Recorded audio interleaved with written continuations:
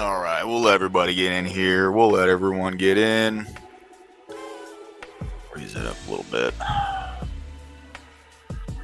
All right, all right. Hope everyone's doing all right today. See, we got one folk watching right now.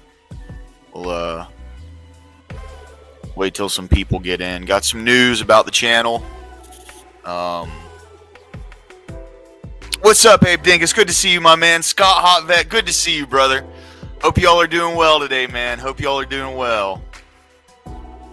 It's good to see you in chat, man.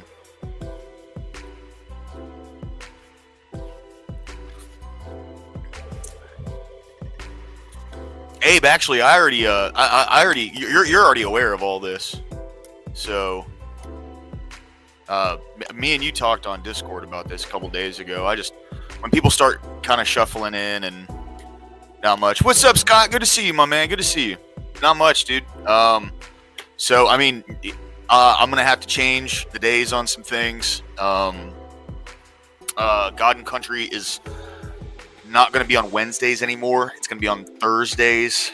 I picked up a bartending gig. So, just, long story short, freight has not been good. I've been working on a U.S. Steel contract, trying to get my name in the hat with them, and it did not work out.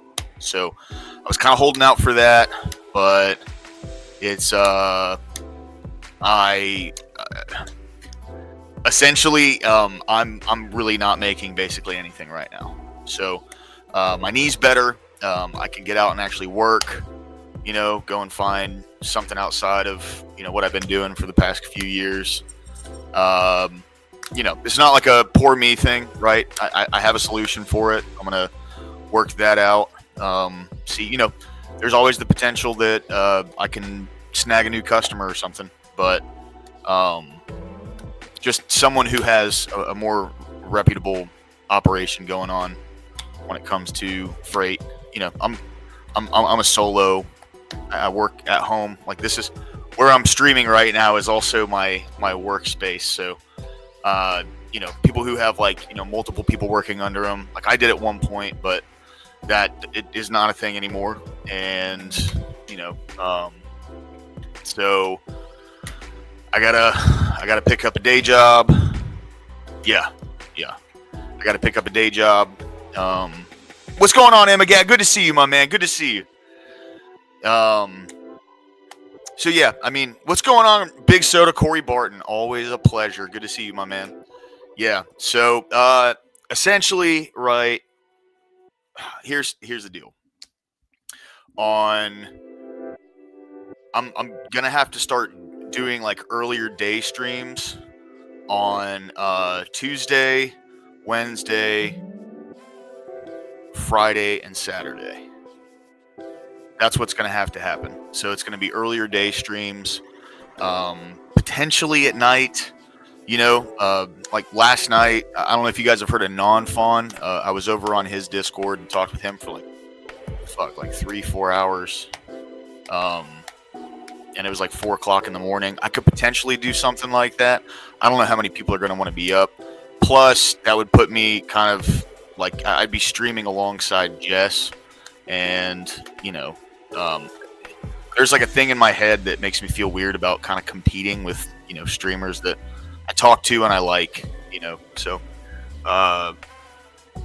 it's unfortunate, but, I'm just going to have to make some changes, and the channel's going to have to change along with those changes, at least in the short term. Right. So, God and Country is now going to be on Thursdays, same time frame, and Sundays, same time frame.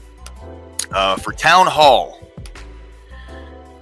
not going to be able to do it on Saturdays anymore. So maybe that's a short-term thing. We'll see how that goes for the foreseeable future.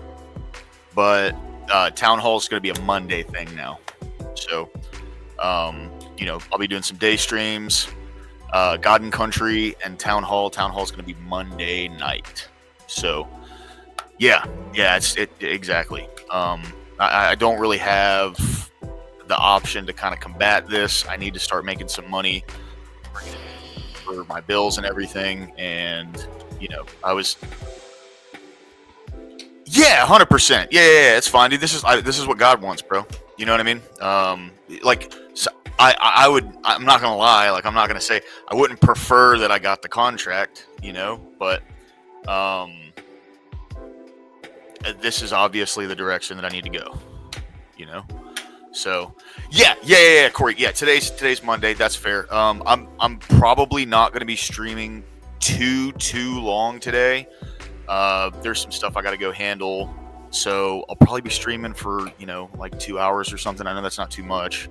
Potentially come back and stream some more later tonight.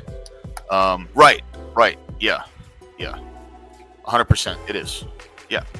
This is what God wants. This is the direction God's pointing me in. I'm not mad at it. It's just this is the necessity, right? This is something that has to happen, at least for now. We'll see what happens in the future, but for right now, it's just the way things got to be, So, every day I look forward to jumping on stream and talking with you guys. This, the stream has really it's really helped me through a dark time. I'll be completely honest with you guys. Since I started streaming, when I started streaming, I was in a really dark place, right? And, God, and this, it's not even like the channel became super massive or anything. That does not equate to its value in my eyes. So far there's been a lot of really good times. The stream means a lot to me, and I really appreciate all of y'all who've been a part of it. So I'm gonna keep doing this, right? Like, this is not something that I'm unwilling to let this thing go. And it's not even looking like I have to. It's not that kind of thing, right? So, this has become a very important part of my life, and I'm very grateful for all of y'all. I don't give a shit about. Okay, let me preface this. Very, very, very happy with the donations, and I really appreciate it, man. Like, that means a lot to me. But that's not why I'm doing this thing, right? I'm doing this because it's like God has brought us together, and we can go into the Word and talk about Jesus, and really, kind of focus on how we can build each other up and talk each other up, right? What's going on, Emmett? Good to see you, man. Good to see you. I'm gonna have to change up my times and when I'm streaming and everything. Anyone who gets into business for themselves, it is fucking brutal sometimes, okay? Because there's no security in it, right? Like, there's especially when you do something like freight. I know you will, bro. Yeah, dude, I fucking love you guys, man. I don't feel bad. I'm still, there's still a part of me that's kind of like, fuck, I really wish this would have worked out the way I wanted it to. But that's how things are, right? And luckily, through this stream, I've developed a much better relationship with God, to where when things like this happen, I can just kind of put my head down, and he's given me the path right in front of me. Like, these are the things that I need to do, So, but that's something that y'all and this stream has really helped me do. It's helped me dig deeper into God, and that's one thing I refuse to let go of, right? God and country is going to happen no matter what. I know, I've missed a couple days, and I do apologize for that, but I will work my schedule around God and country to the best of my abilities. This isn't going to be the kind of thing where I'm going to have to sacrifice the stream entirely. I'm just going to have to change the times up a little bit. So I'll be going in the mornings on. I might take Tuesdays off when it comes to streaming, but Wednesday, Friday, and Saturday, those are going to be predominantly earlier day streams, So I had a whole here. So I had a whole kind of thing that I tried to do. The first time I did this was when It was like literally the day my granddad passed. Just kind of not meaning to laugh necessarily. It's just kind of weird how that happened. But it was like this morning coffee thing, right? So, and I didn't notice this about this AI image. There is no handle on this mug. They're literally just holding their hand, and then the thing is, you know what I mean? It's funny, like, dude, yeah, and I know you guys will, 100%, 100%. Yeah, that's why, like, this isn't like a trying to get super sentimental because like the stream's over or anything. I'm not ending the stream. I'm gonna be streaming. And the only real difference to God and Country is one day, right? So instead of it being on Wednesdays, it's gonna be on Thursdays. Yeah,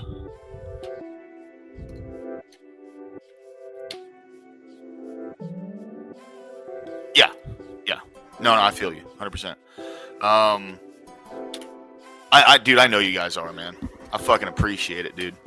But yeah, like that's the most important thing, right? Things didn't pan out necessarily the way that I thought they would. So what I'm gonna have to end up doing is adapting to that, right? I think the morning coffee thing is gonna be good. It'll be a good way to start the day, a good way to keep the kind of channel active. I know like a bunch of guys are going to be at work and do all that, so if you can tune in, great. I always love seeing you guys in chat, but that's just where I'm at right now, and that's what I'm going to have to end up doing. So moving forward, the times are going to be a little different, but for the most part, not much is changing at all, really. So it's gonna be all right, man. I mean, everything's cool. I love this, man. I love streaming. Like the people that it's brought me to. If I got hit, I'll cry until the day I die. I'm gonna be press. Sorry, Emma. I don't necessarily know what you mean by that. I apologize, bro. Maybe I'm just pea brain. You know what I mean?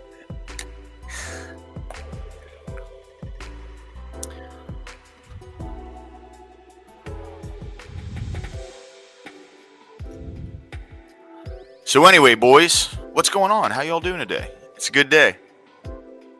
It's a fantastic day.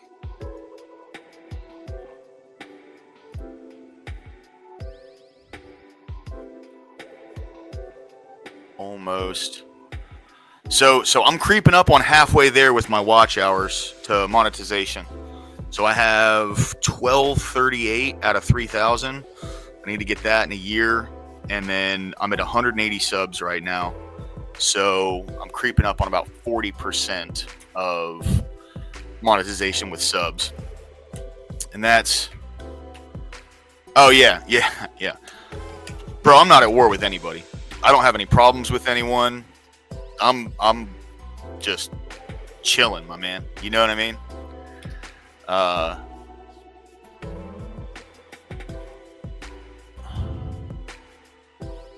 Yeah, 100%, man. That's what it is, I will say, I do want to shout him out, all right? He's a young kid. He's definitely a liberal. Non-fawn is very good faith. I was talking to him last night. We went back and forth on a couple things, and I just want to shout him out because, typically I was in Mado's debate panel last night, and he invited me to come over to his Discord. So I was like, sure, man, fine. As you guys know, like when I get into a debate panel that's like a show kind of thing, I'm always hyper aggressive. That's just how I am. It's more of a character than anything, right? How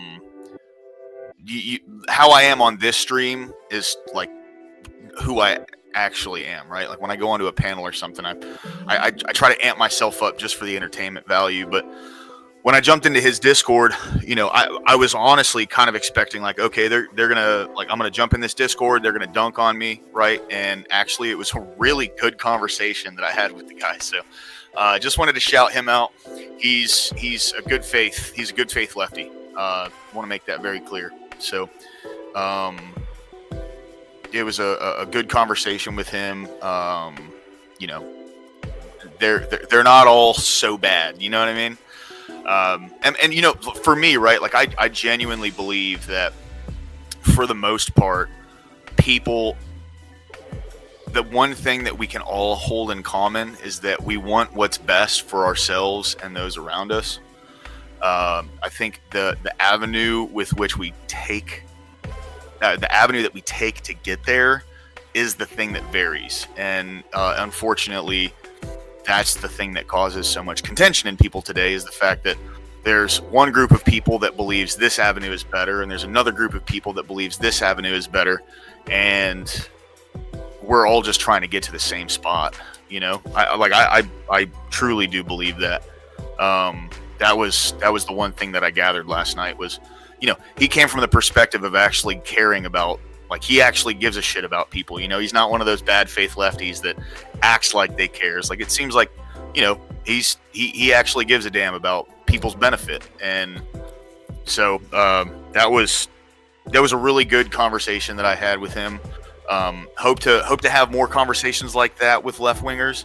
I know, like, there's a few of them that you just can't, that they're not willing to engage in a good conversation, right? Yeah. Here, I'll send you the panel link, brother. By the way, the panel's invite only for a little while. After I got corn bombed like all day that day, I think I've seen enough videos of people jacking off to fulfill me for the rest of my life. So, where you at, brother? There you are. I got it to you in Discord, Emmett. Oh, dude, yeah, dude. I last night, I'm not gonna lie, dude. Misfit Patriot did not represent us very well at all, dude. He, I get really drunk, and Emmett, it's saying your mic or your cam isn't connected. I can't bring you up unless it is. It won't let me. Sheesh. I mean, I will say, like, it seemed like, what's up, brother? Good to see you, man.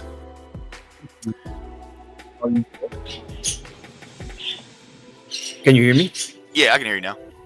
Okay. How are you doing today? I'm doing good, man. I'm doing good. How are you? Doing good. Yeah. Yesterday debate was a bit of a mess when it came to Mr. Patriot, but there's something that they've been saying a ton, which is my GDP, and One more time. GDP, Sorry, right? I didn't catch that word. What'd you say? My GDP. Oh, my GDP. Oh, got it. Okay. Yeah, they've been using the numbers for GDP a lot. Like, if it's something good, right? Yeah. GDP goes up, that's good. Yeah, well, not all the time. When you have GDP, one of the metrics is how you're measuring it. And if you have inflation, it will always go up. Right. There's more money going on. So if you have this is what I would do is ask them. Oh my God, give me a second. Take your time, brother. Yeah, Corey, I was not happy with him. Hey, Corey, I'll go ahead and send you the panel link in on X if you want to jump in, dude. You're more than welcome to. I know you're probably at work right now. It's Monday, but yeah. Sorry about that. If you go to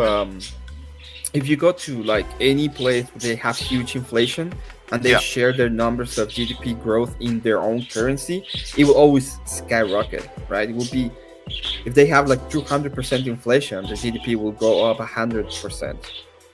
We will never accept that. it's a bad metric when you have inflation. Yeah. It's just a bad metric.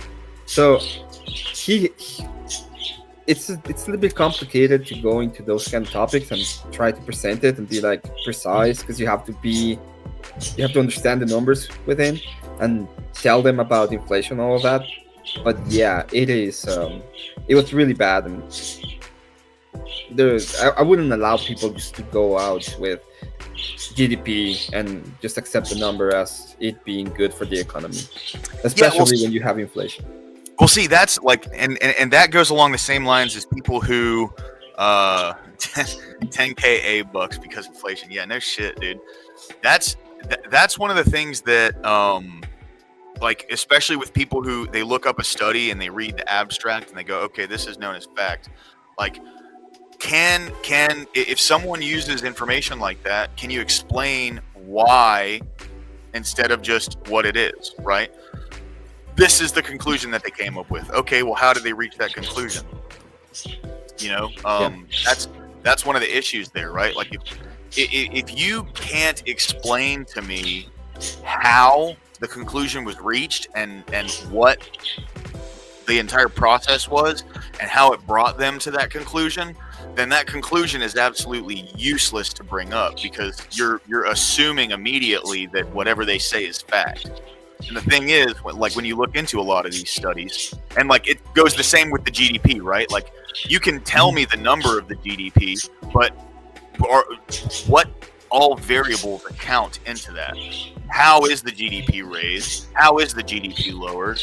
Like, it's that specific time, because there's so many different variables across industry that govern or that attribute to it, right? So one industry can have a catastrophic failure, but then multiple industries can have, you know, a modest kind of increase, and that will account for the loss of the catastrophic failure in that one industry.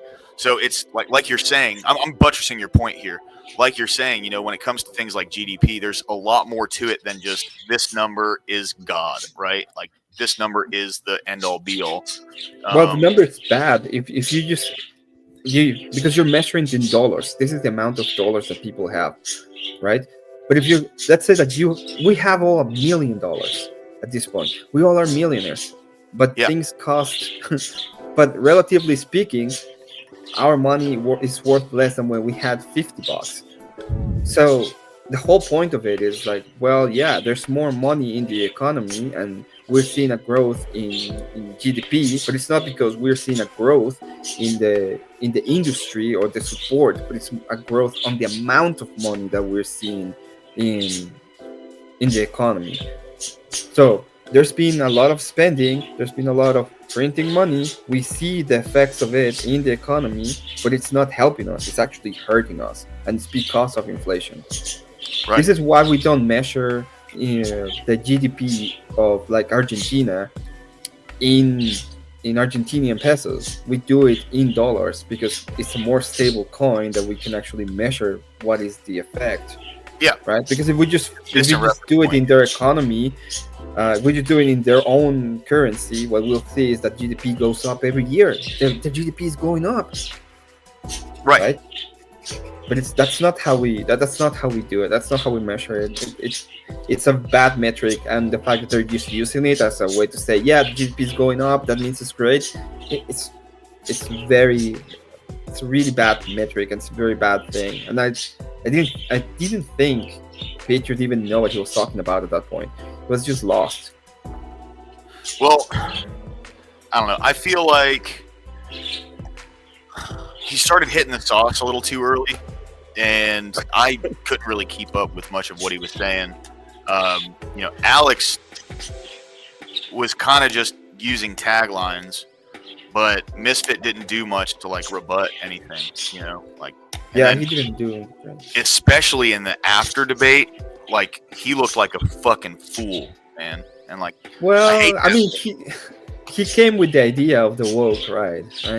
That's the kind of guy we're talking about. Yeah. And I don't have anything against him, like personally. I don't know him. I think he's a pretty bad rhetorician in general. Yeah, I wasn't making a comment on his character or anything. Yeah, I don't know. I don't know him, and I don't think he's a bad guy. But at the same time, his ideas are pretty bad, and the way that he tried to defend the thing was pretty bad as well. Yeah. Yeah. Yeah. Yeah, I just wanted to tell you that I thought that nobody answered to the GDP. I think there are answers to it that are really important, like inflation. Inflation will always affect GDP because we're measuring in dollars, and the fact that it's going up doesn't mean that it's good. It just means that there's more currency in the market, especially when you're on inflation. Yeah. Right. Well, and one of the issues, I can speak from personal experience on that, Amagad. It's bad. It's not a good strategy at all. It depends a little bit. There are moments where you can have like a drink and just get calmer and like kind of articulate your points better. Yeah. Okay. Getting drunk I is a very bad idea. Yes. Drinking a little bit is not that bad of an idea. Yes, it is. It is bad to get drunk during a debate. Yeah. I gotta run lower class. I just needed to tell you this. And no sweat in it. Thanks for jumping up, dude. Yeah, I'm still doing stuff, but yeah, I thought I was gonna go ahead and tell you that. Have fun, take care. We'll be here when you're here. Don't worry much about it, and yeah, keep on doing it, man. I appreciate it. Love you too, man. Dude, 3 months and you have 50%, and you need this is year metrics. You're doing fine, dude. 2 months. 2 months. Oh, I thought it was 3, but if it's 2 months. No, I started at the end of May. I think like May 28th was my first stream. It's crazy, bro. I have 50 hours. Well, I haven't been streaming that much, right? I stream about 2 hours. I stream a little bit, but I have about 50 hours of watch time, and I have about 50 subs, which is pretty okay by me. Like I think it's pretty good. But yeah, you're doing pretty fine. Yeah, keep on doing it. Same to you, bro. Keep it up, man. Whenever I'm streaming and then I come to an end and you're streaming, I will ghetto raid you every time. Especially when I get to the point of monetization, I'll just straight up raid you. Thank you. I will go ahead and say that I will have a lot of content this Friday. I will make a press conference talking about the Panelverse War #1, and we're just gonna go ahead and be as impartial as I can to just give an accounting of all that's happening. I see Base Tweaker in chat. Good luck on your debate today. Hope you kill it. And yeah, I'll be gone. Peace out. Thanks, man. Based, I sent you the panel link in Discord. Yeah, 100%. Yeah, that's. I try to do that as much as possible, and I'll tell you. What's up, Achilles? Good to see you, my man.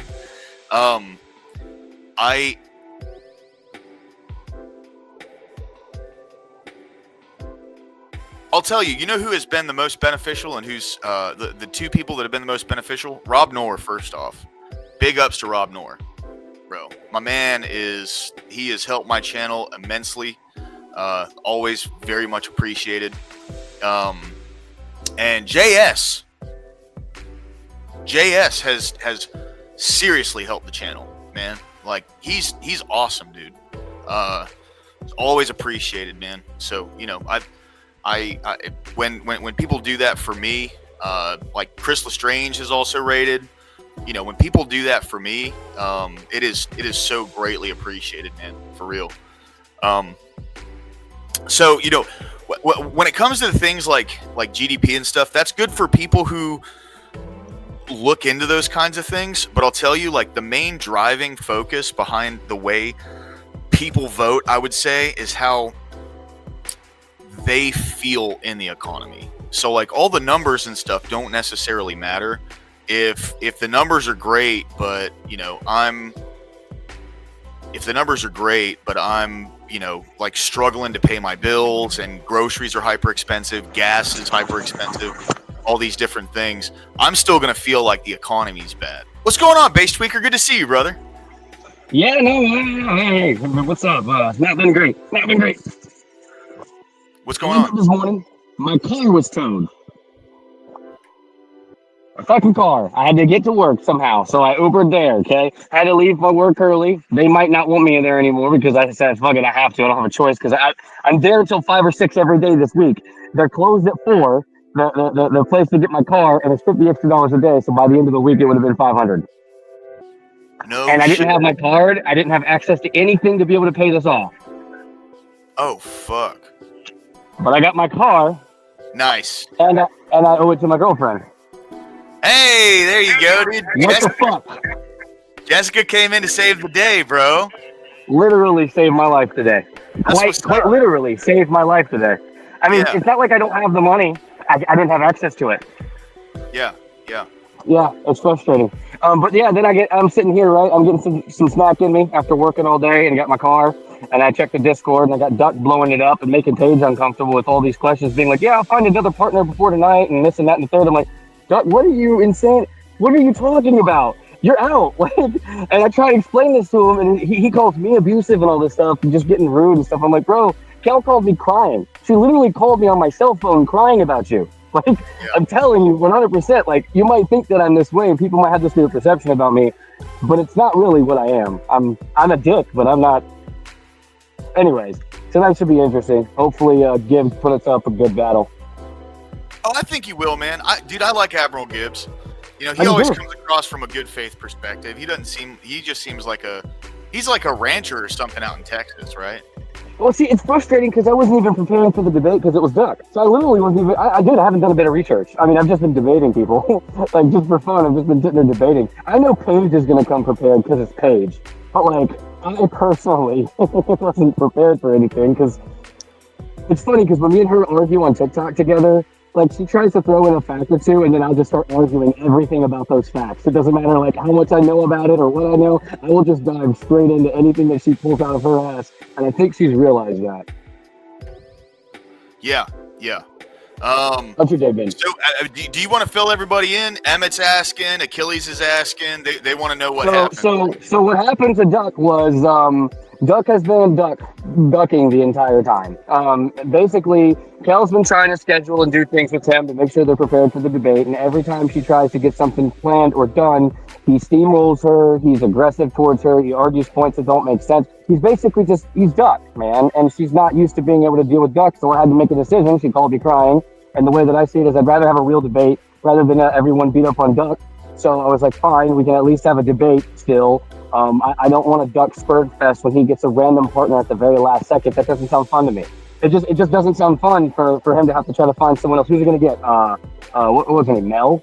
The last thing that I want is that spurred fest. That doesn't sound like a fun time at all. So I think that in my mind, I would have rather it turned into a real debate. So she asked if she could swap partners because he was being very aggressive, making her feel uncomfortable. She was not happy. So I let her take Gibbs. Yeah. I felt bad. She made me feel bad. And I mean, to be fair, if a woman calls me crying and they haven't done anything to hurt me, I'm gonna be listening to her. If they haven't done anything against me, why would I? Yeah. And Jessica agreed that I did the right thing, so I feel pretty confident. Yeah, I mean, dude, it's honestly, I think it'll be less of a beatdown, but maybe it won't. Right? Maybe it won't. See, no. For the thing is that I know what most people were hoping for was to get on the panel and ruffle Duck's feathers a bit, right? And not have him be able to leave. The problem that I was having with that is I didn't want to, because Kel was willing to stick it out with him. Kel was willing to do it. She called me in a panic, and so my mind is like, I'm not going to have Kel sit through that. Yeah. No, I get that. She's a good lady, a little good girl. She's got some liberal in her, but that can be fixed. Remember, we can still fix her. I've been given the green light by Jessica. I can fix Cal.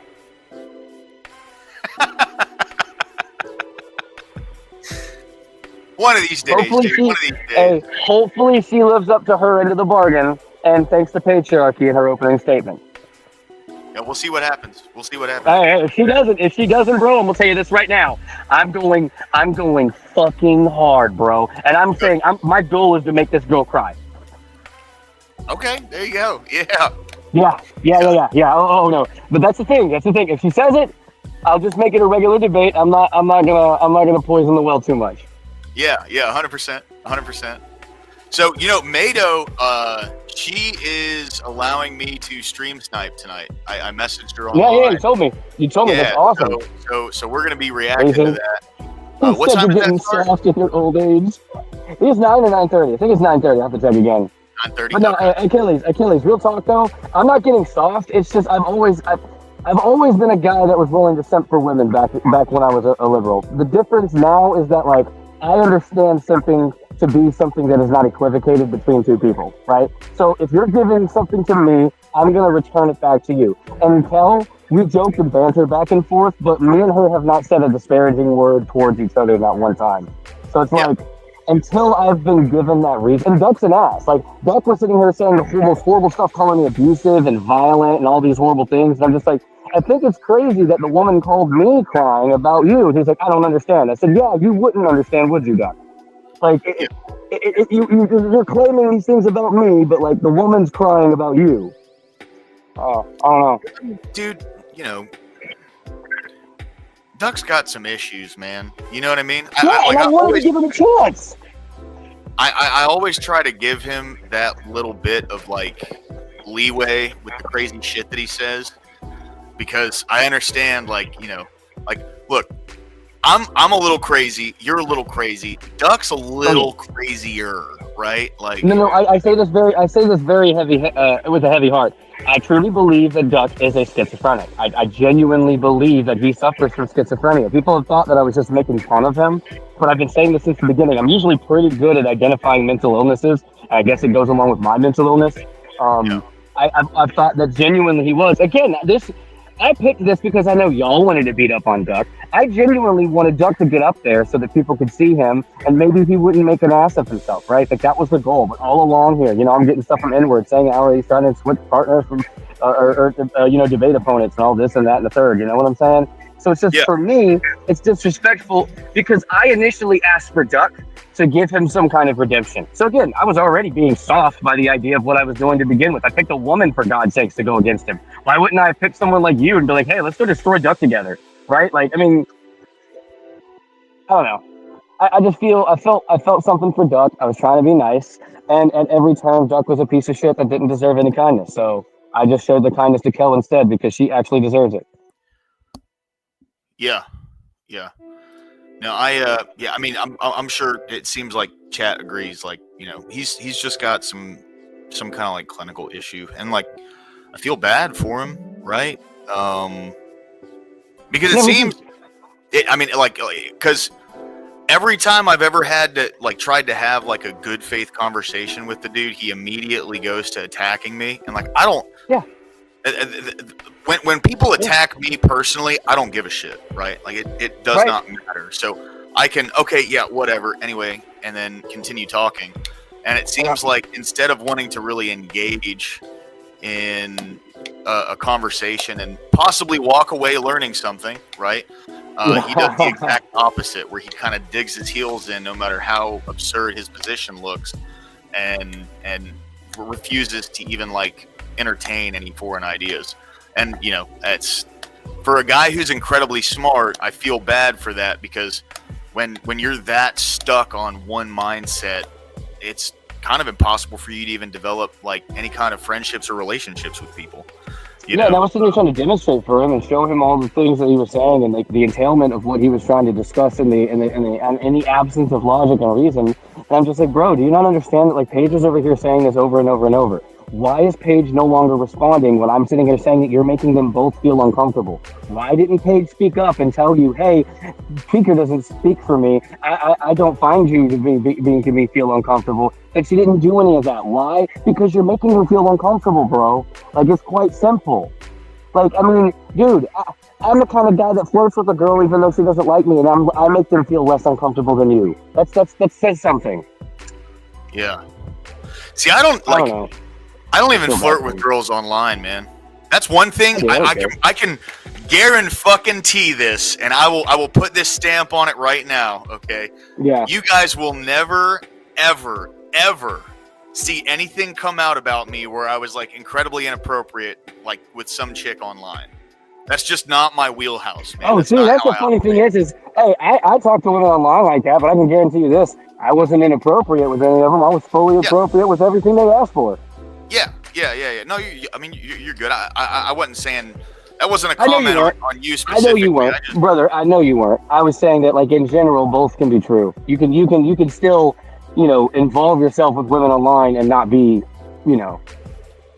extra. Fucking duck, man. I hate duck's ass, bro. Don't leave any room for hate in your heart, my friend. You know what I mean? Okay, that's just leftover. Atheism. Frustration. Okay, Con? I get it. And you've had a pretty fucking stressful day, so Yeah, I've had a pretty stressful couple days, to be honest with you. yeah. Oh, this has been rough, but it is what it is. It's just more tests. Yeah. God's got your back, man. No, I mean, he does. He does. I mean, again, he gave me someone that I think might be the most special person, and in my darkest time, it kind of came in clutch. That was pretty nuts. I'm not gonna lie. I've never had a chick do that before. Just never. By the way, Vibe, I did. Okay. Sorry, I didn't actually respond to your message. I just sent you a StreamYard link. I apologize. Yeah, dude, I'm totally down. Whenever you'd like.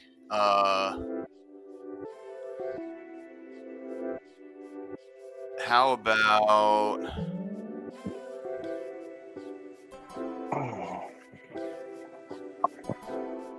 episode 5? Now, should be a fun debate. I can't wait to argue against Kel. I was trying to even help her with her argument last night because it was so weak. Because she didn't know anything. She didn't.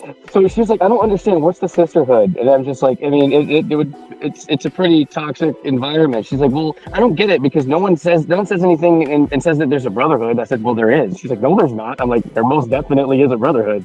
And the difference is we stand by each other or we hold each other accountable. And we're not looking for validation, sweetheart.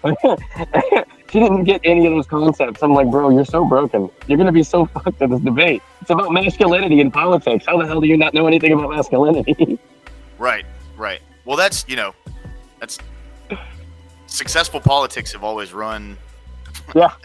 It's just such a the topic itself is. I know. It's such a It's a slam duck dunk. topic, dude. It's a duck topic, bro. It's a duck topic.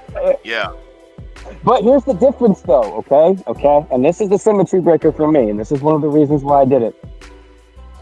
Gibbs is on our side. Of course. Gibbs is one of us, and he's gonna argue against us. So that's a little bit more dangerous than having Kel. Yeah. You know what I mean? Vibe, do you mind if I plug your uncomfortable Bible study there? Oh, we were giving away butt plugs. No, man. No. Well, you said vibe, so I was thinking vibrator, butt plug. You know the deal. I can plug your show here, dude. Here first. Oh, my phone's down to 11%. How in the actual hockey sticks is this going on? All right, boys. Well, I gotta get back before this phone dies on me. Hey, thank you, Tweaker. I appreciate you, bro. Thanks for jumping in, dude. No, yeah, I just wanted to keep everybody updated because I know there's supposed to be a debate tonight, and I don't know how much of a debate it's going to be yet. Yeah, 100%, man. 100%. All right, everybody. I'm going to be reacting to it. We're going to be over here supporting you, bro. You know, yeah, you got us in your hopefully corner, everything dude. goes. Hopefully. I mean, come on. I know that you guys are all hoping that I fail. Let's be real. I don't. I was well, like I'm speaking one to your of the main chat. I'm reasons speaking I to wanted your to chat. cover it was because I wanted to react to the ass whooping that was going to happen. But now I mean it's still like it's still going to be an ass whooping, dude. It's still going to be an ass whooping, bro. I've been practicing. I've been practicing my debate. Bro, I've been practicing debate nonstop every fucking day. I was under a car arguing about abortion, like for 2.5 hours with 7 people. I assure you, dude, I am fucking ready. Well, cool, man. You know we're in your corner, brother. Hopefully I don't turn everybody away whenever I start talking about how much more important females are. And I'm just kidding. Have a good one, guys. Later, dude. Yeah, Yeah. So first, I want to I'm gonna plug. This is Base Tweakers channel, guys. Please go over, give him a like, give him a sub. Vibe, can you post your? I don't know if you got time to jump up and bullshit for a second, but I'll go ahead and send you the StreamYard link real quick. If you'd like, go ahead and post your channel in back chat, or just post it in regular chat, and then I'll spam it for you. So that way, just everyone give Vibe a sub, give Tweaker a sub. Here, one second, hold on. There we go. Okay, cool. All right. Never mind, brother. No need to post your link. I got it. I forgot. I can just pull that stuff up, like, from your chat. All right. So this is Vibe's channel. So what Vibe is doing is he's doing what's going to be called the Uncomfortable Bible Study.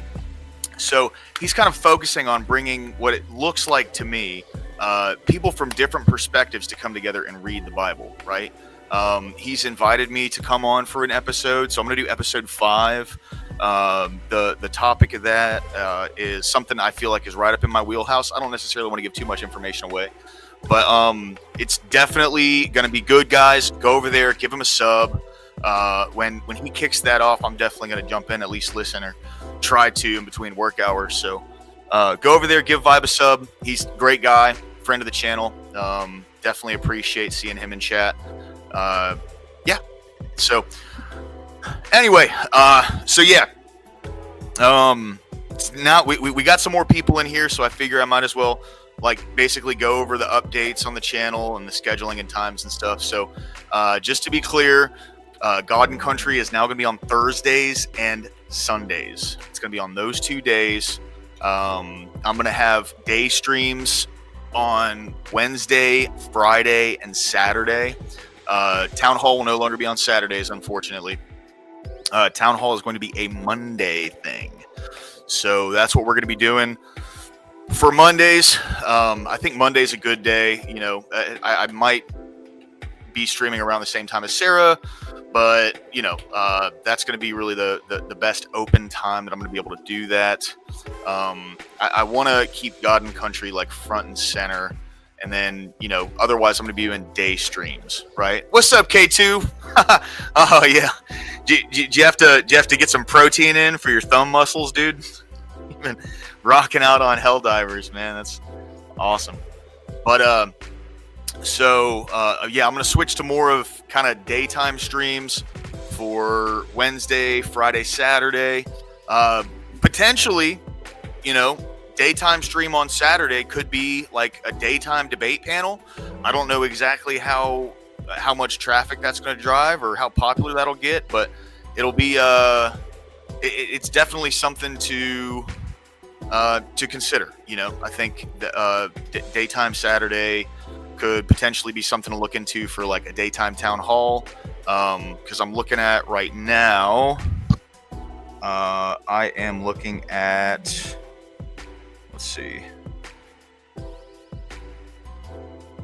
yeah, so I'd have to go in at 4, so I'd say we'd probably be streaming potentially from 11 or 12. Oh yeah, absolutely, Vibe, 100%, man. Yeah. So it'd be Mondays, and let's do Mondays and Saturdays, Saturday during the day, Monday nights. I'd say it'd probably be from roughly about 10, 11 a.m. on Saturday up until 3 o'clock, right? So that way I can go and shower and trim myself up and throw on some clothes and whatever, but that would be, I got next month for vacation. Got to start planning a trip to the UP. What's up there, bro? It's definitely going to be cooler than it is here. I can tell you that much right now, dude. It's fucking almost 100 degrees outside. It's crazy. This has been a hot one, boys. This summer has been hot, let me tell you. I feel bad for Charlie, man, because I'll take him out for a walk, and he's half dead by the time we get back home. You know, I am too, but that's just because I'm fat. He's a small boy who can't regulate his heat very well. You know what I mean? But so I'm interested in. This was something. All right, I want to say this. I want to say this right now. I don't know why this is a fair vibe. Fair for sure. I understand that. See, winters down here ain't that bad, dude. Like the coldest it gets is like in the 20s. You know, like it's still freezing, but you know we don't get like a bunch of snow or anything. We did get snow last year or last winter, and man, it shut the whole fucking city down. Like Birmingham's not. It's not made. We don't have the infrastructure to handle snow, right? There was this thing. So I wasn't around here for this, but it was back in 2011, and they call it snowpocalypse. And the city got 2 inches of snow, and people fucking died because no one was used to having to drive in snow. Like they don't salt the roads, they don't do any of that kind of stuff. So, you know, and then oh yeah, you're right up there by like Wyoming and stuff. Yeah, that's crazy, bro. Negative 52 that's something else. That's some like, that's crazy, bro. Negative 30? I could not fucking imagine, bro. Here in the Ohio Valley, we get the worst of both worlds. Oh, I bet, dude. Oh, man, and you're in a valley, too. That's a humidity trap, bro. I bet when it's really, really hot, it's muggy as fuck outside. That's crazy. No single lake freighter watching me at the Solux at Salt Sweet, Murray City Nature Walks. I'm sorry, dude. I'm pea brain. I don't understand. My bad, brother. Oh, no signal. I think you were saying. Okay. No signal. Got it. Yeah.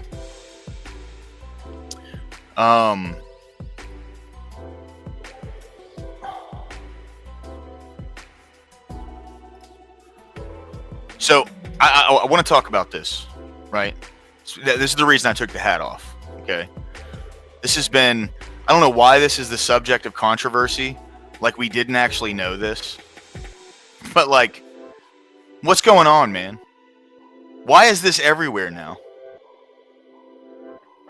This is crazy. Gentlemen, some of us go bald, okay? I go bald. It happens.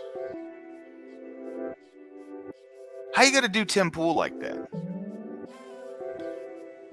How you gonna do this man like that? He's obviously self-conscious about it, right? My man wears the beanie for a reason. Okay? Leave this man alone. What are you doing? Come on. Tim Pool's a good guy. He's a good guy. Okay? Come on, man. Like, this isn't that big of a deal. They did this man dirty. Look at this guy. Look at the face on this man. He's alright. He's a good dude. I've just been seeing that picture of him literally fucking everywhere, bro. I've been seeing that picture of him everywhere. I don't understand why it's such a big deal. Like, we didn't already know why he was wearing the beanie, right? It's like, it's not like he was going to take the beanie off and there'd be another face underneath his fucking hat. Like, the guy's bald. That's why he wears the beanie, right? You know? Like that. Some guy, this doesn't bother me at all. I'm not worried about the bald head. I buzz it, that's it. Okay? Like, I don't buzz it, right? But like, it's summer, you know. But I buzz it, it's over to me, right? That's just how I operate. I don't give a shit about that kind of stuff. But other people are incredibly self-conscious about things like that. and just let them be self-conscious, right? You don't have to tiptoe around them. You don't have to do all that. But at the same time, man, this ain't that big of a deal. It's not that big of a deal, gentlemen. You know what I mean? I know, yeah, bro, exactly. It's not something new. It's not. Oh wait, hold on, I'm getting a call. Hold on, family's calling me like crazy right now.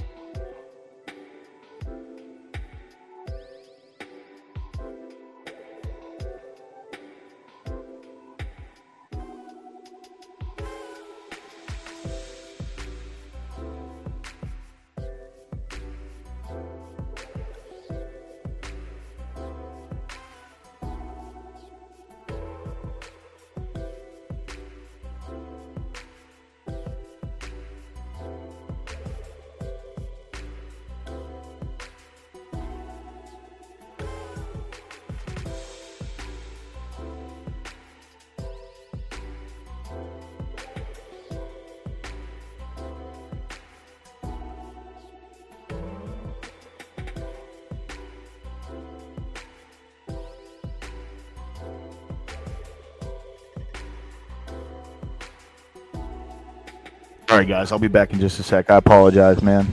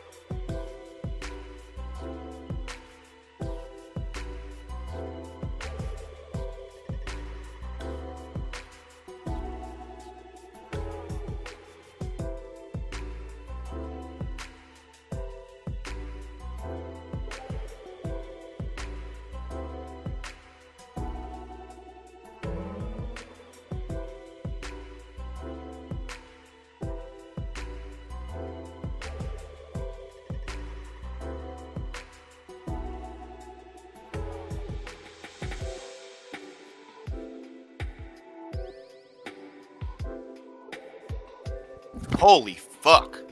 What's going on, everybody? How y'all doing? I am so sorry about that. Just family,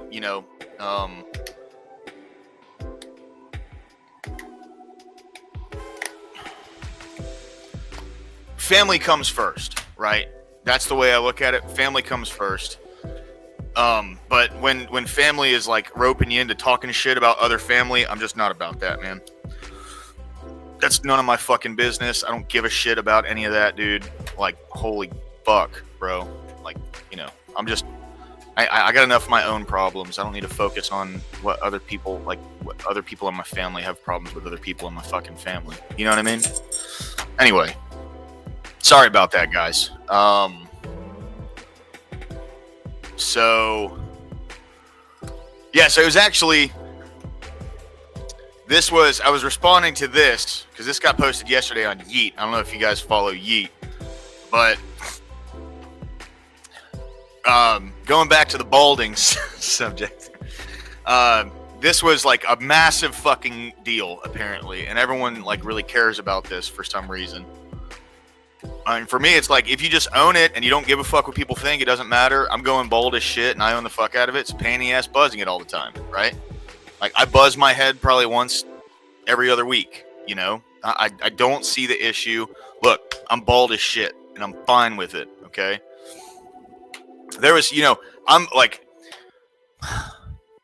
there's, when it comes to like online pickup artist kind of shit, to me, it's all bullshit, but there's one guy who said something, like, I think I saw a video on, like, cable a long time ago, but it was something that was so fucking monumental to me.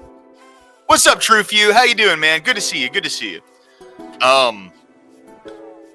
It was so monumental in the way that I, approached females, the way I talked to them. It's old as fuck. Switzerland is... Are they real? I'm not sure. They got knives named after them. I know that. And cheese. And then what jeans to wear. Cheap and durable. That's my advice on that one. But, fuck, what was I talking about? Oh. So there was this guy who was like, one of the pickup artist things, and I forget, this was a long time ago, back when, like, before a DVR. Corey, that's you, right? Okay, cool. Just making sure, man. Just making sure. I know I don't have the panel link posted or anything. What's going on today, brother? No, just another. It took me a while to get home, man. It's been raining for the last hour or two. Yeah. Oh shit. I'm glad you got home safe, bro. Oh, yeah, I'm going to tell you, there was 2 or 3 accidents on my way home. I hope everybody made it, to their destination safely, and if they did get in an accident, that they're okay. Yeah, 100%. 100%. Yeah. So, just going on the balding thing, right? I know I'm kind of touching on this a lot, but I just want to be clear about this, okay? So... You got a full commit. So here's the thing. There was a pickup artist that I saw. It was like cable TV a long time ago. I was a teenager, right? I'm pretty sure I saw this when I was still a virgin. And he said something. All that pickup artist shit is trash as far as I'm concerned, right? Like, most of it is absolute bullshit, But there was one nugget of truth that completely transformed the way that I interacted with women after I heard this. It was incredible. And what the guy said is,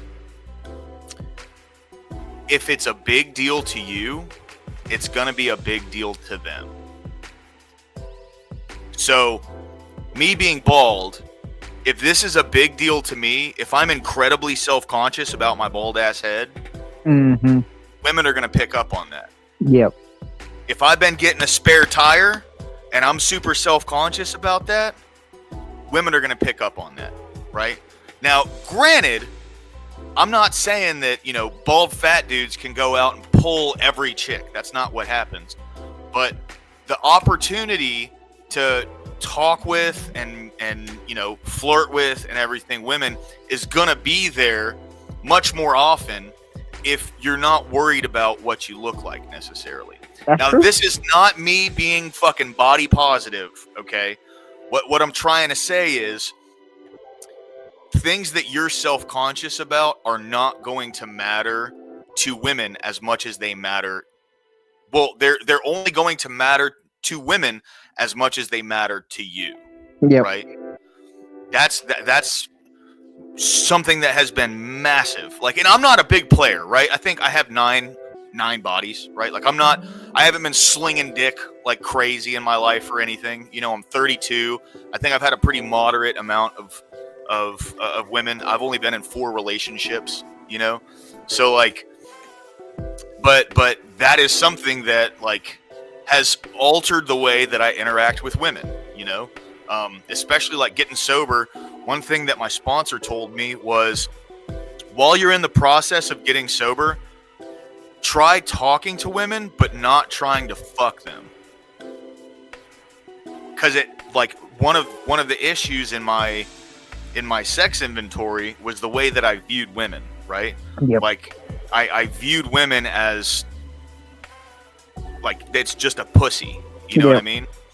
And those kind of things aren't sustainable when it comes to developing, like, building a family or developing a relationship with someone. You know what I mean? Like, I'm sure, Corey, you seem like the kind of guy who you have a good relationship with your wife and you guys respect each other and you guys talk and you guys work your issues out, right? Oh yeah. So And she's it obviously took more time. than just a vagina. Well, yeah, I wouldn't go that far, but no, it took time. Like, it's like everyone thinks going into it, oh, I know how to have a good relationship, but it's almost like you have to build it. I would say it's the same thing with your relationship with Christ. Yeah. It's like you have to build it, and if you don't build it, then 5 years down the road, something's gonna come up, and there's gonna be no ability to mediate it. Yeah. And you know, I would say, all right,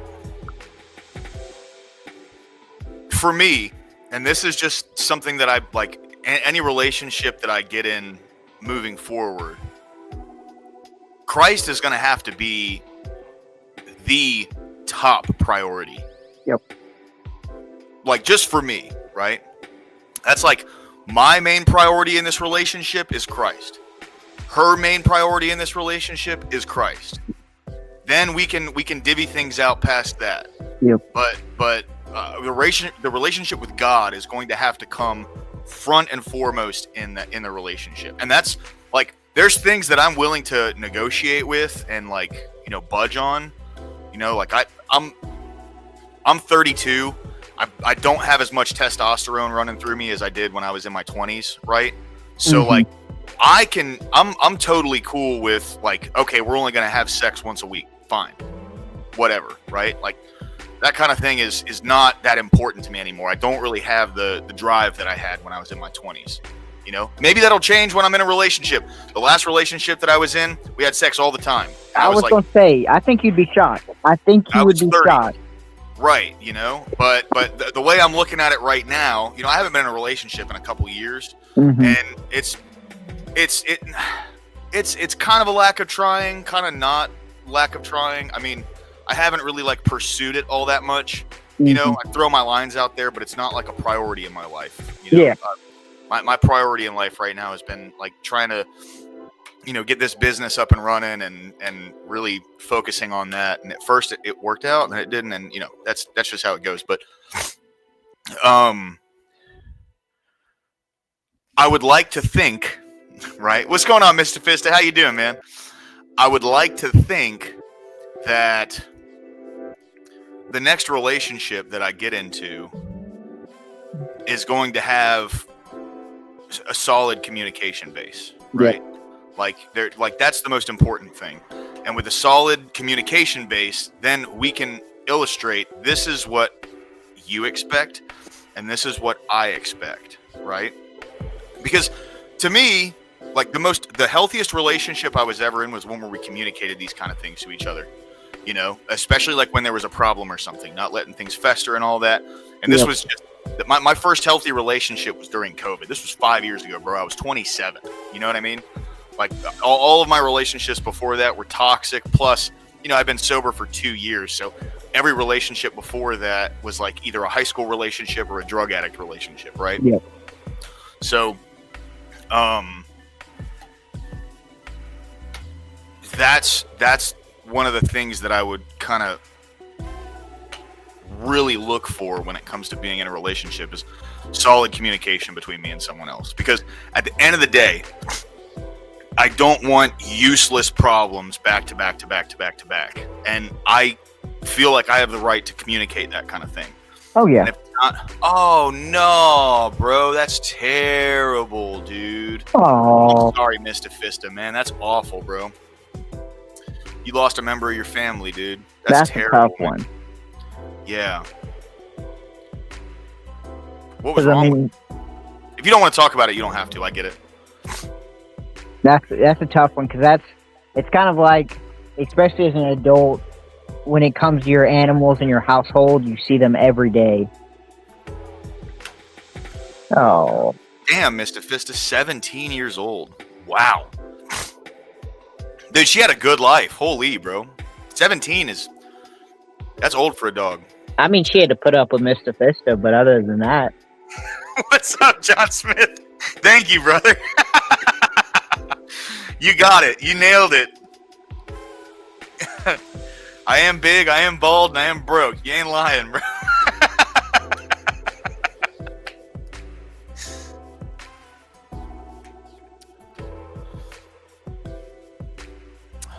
But yeah, Mr. Fist, I'm sorry, man. You know, we know what they say, all dogs go to heaven, you know? boy, you want to talk about a movie that makes me cry? That's a sad fucking movie. Isn't it, bro? Do you know the story behind that movie? Okay, so the little girl actress, the little girl in the movie, her actress died, and so when she's on the bed and Charlie's going to heaven, they had to keep shooting that scene because the person that played Charlie kept breaking up in the scene. He was having to write this scene to a now deceased little girl. Oh. Yeah, it's that movie. Every time I talk about it, it gives me chills. Every time I see that last little clip, it breaks me.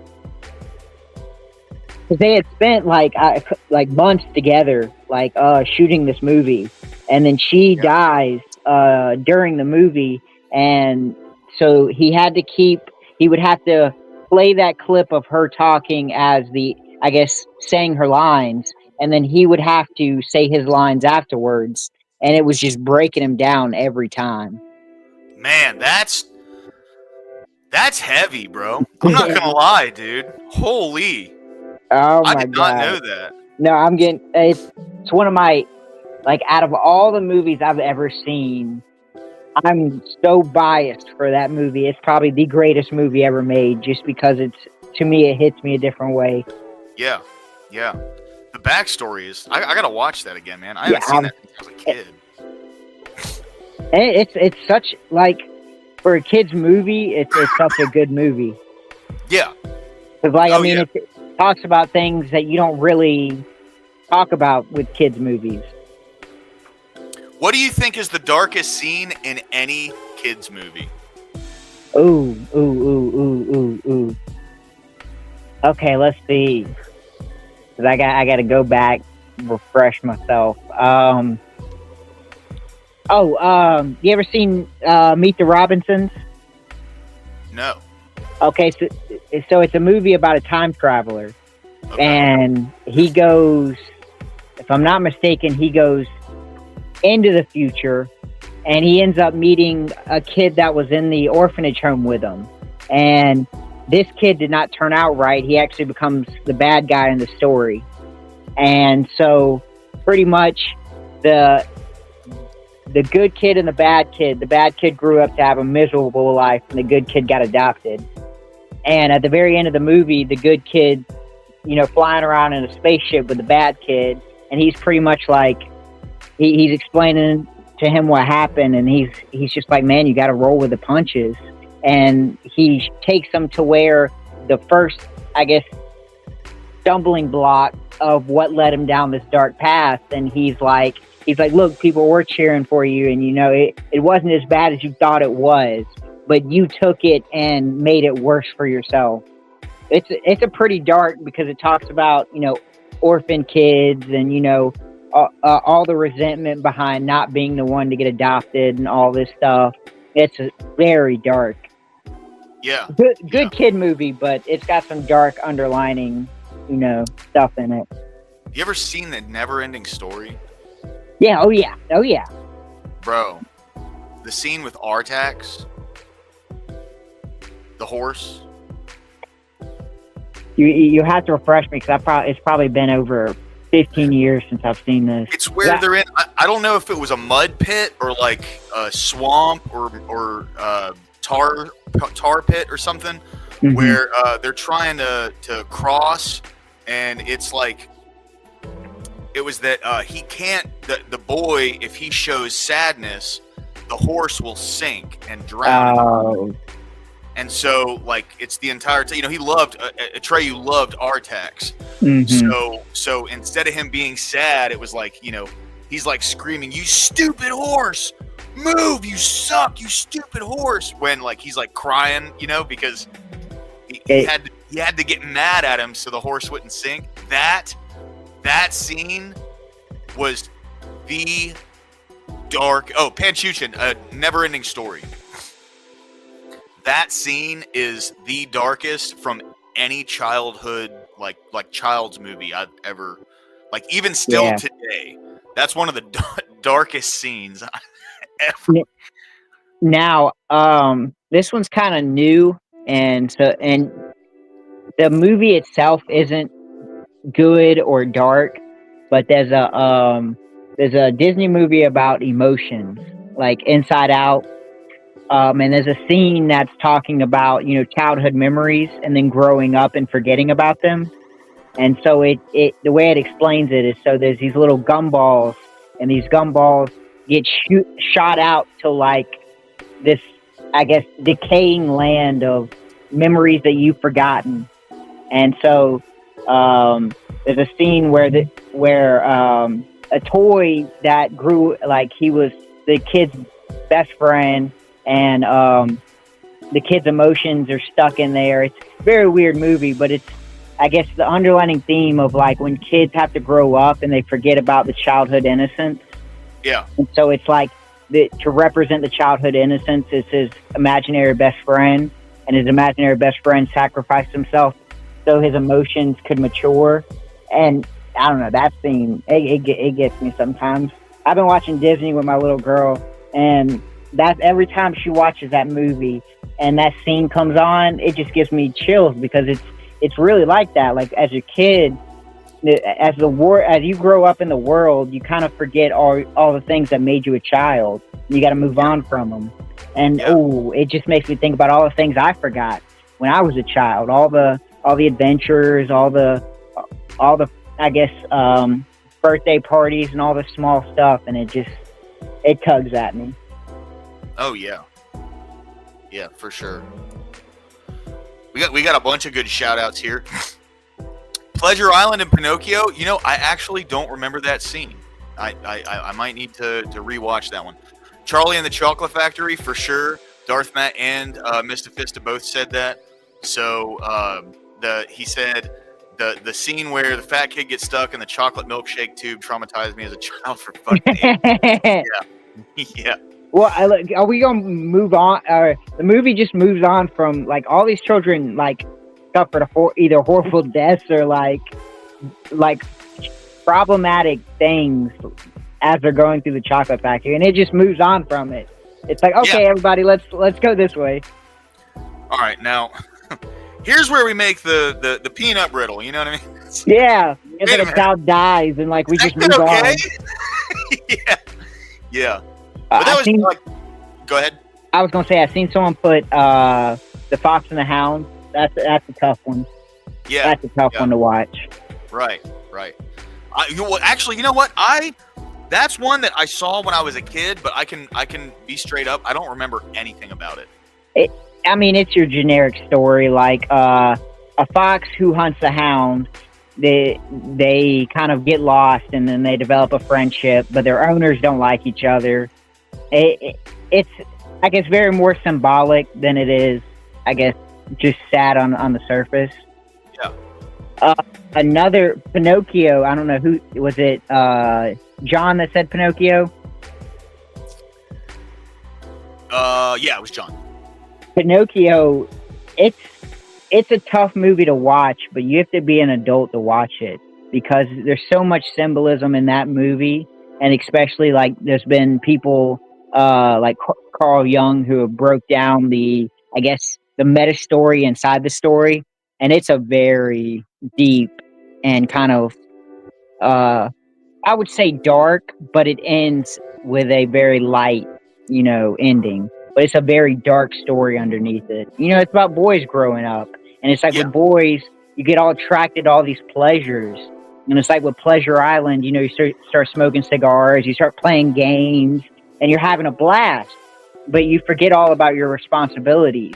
Then, eventually what happens is they turn into donkeys, which is supposed to be a representation of them turning into bad members of society.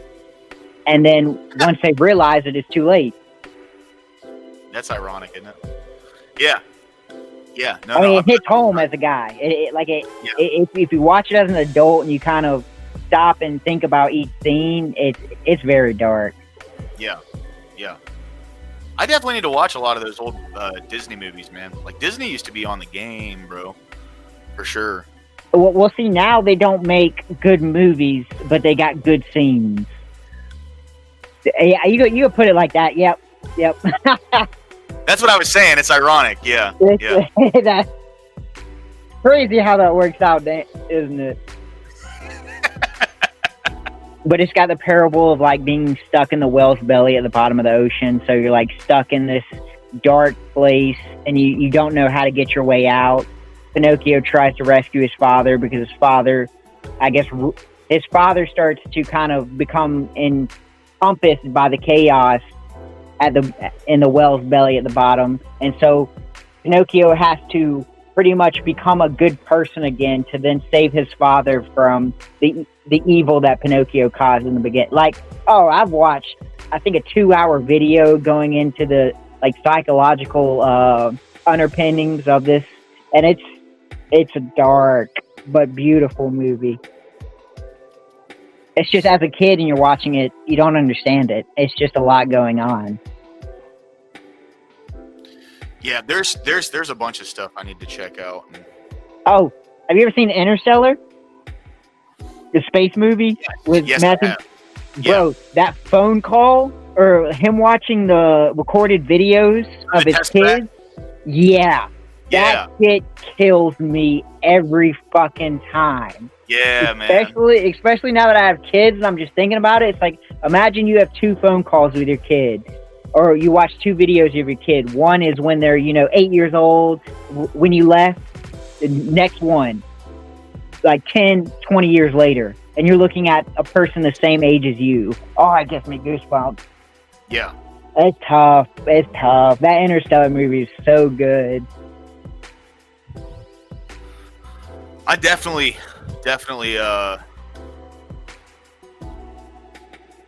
need to watch a bunch of those older movies again, man. Do you know about the Buzz Lightyear movie? Okay, there's a little of the LGBTQ bullshit in it, but for a Disney movie that's recent, pretty good movie.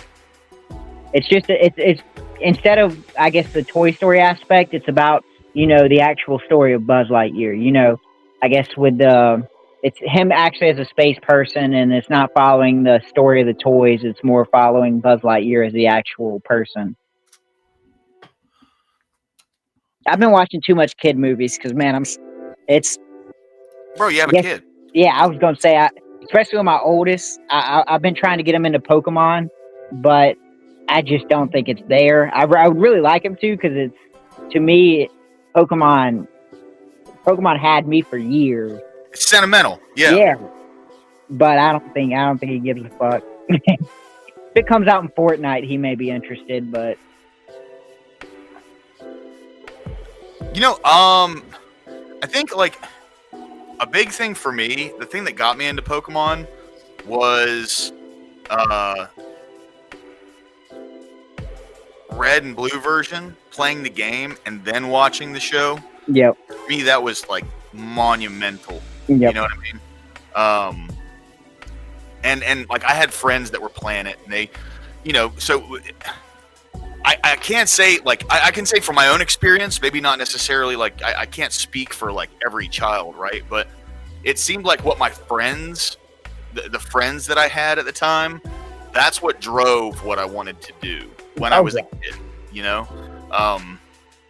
What my parents, well, I guess not necessarily my parents, but like what my grandparents wanted me to do was, listen to fucking like old music and stuff. And to me, it was like, that's lame, I was a little metalhead when I was younger, but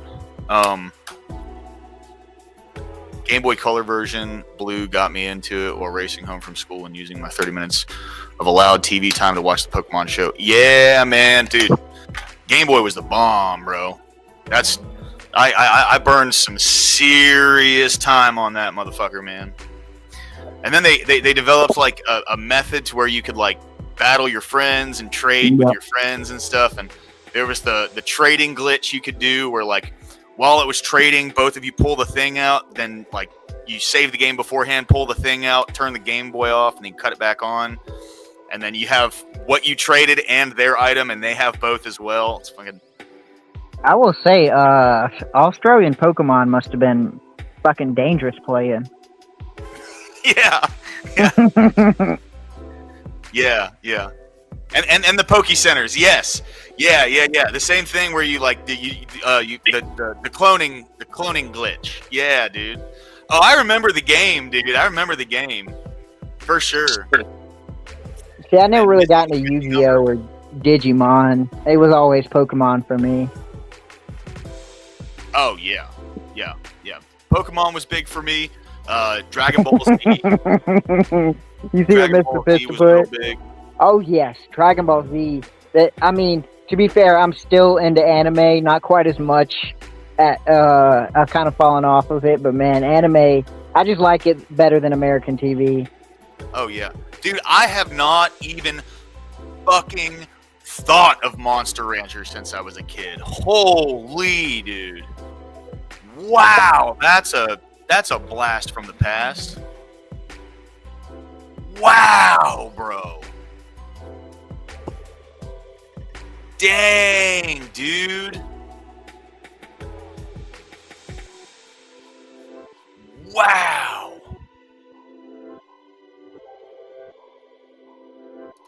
Do you remember Monster Rancher? I don't think I ever played that.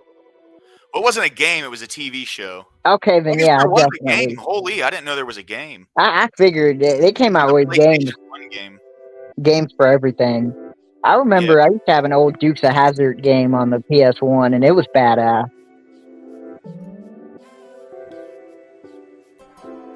Here, hold on. I'll share this screen.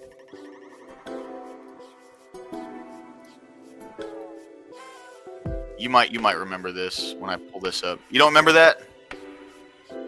Oh no, that does look familiar. Yeah, that's from way back in the day, man.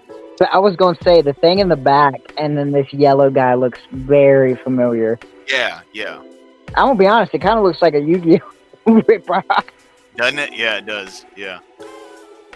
Damn. Now I take it, was that American or was that Japanese based? Japanese. Ah, okay, yep. It was a Japanese dub. Okay, this may be a little bit after your time, but Jackie Chan used to have his own animation show. Nope. That's my time. Yep. It was Jackie Chan Adventures, right? Yep, where they would go collect the little metal medallions. coins. Yep. Yeah, that was cool, dude. Jackie Chan is a legend, bro. Like,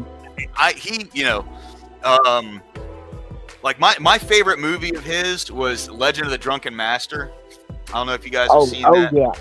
Man, that was because he was like really badass at kung fu and he did all of his own stunts, but it was slapstick comedy at the same time. Yep. Where there was a lot of like, it was lighthearted and fun to watch, right? So it was like, whoa, this dude's actually doing all this stuff, but at the same time, like, it was funny enough to get a rise out of you, you know?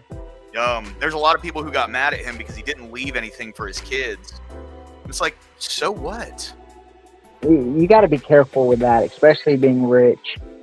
The biggest problem you want for your kids is to hand them everything, and then when you're gone, them struggle through life. Yeah. Or like you spend your life building up something for them and they piss everything away. You know what I mean? Oh, yeah. Like,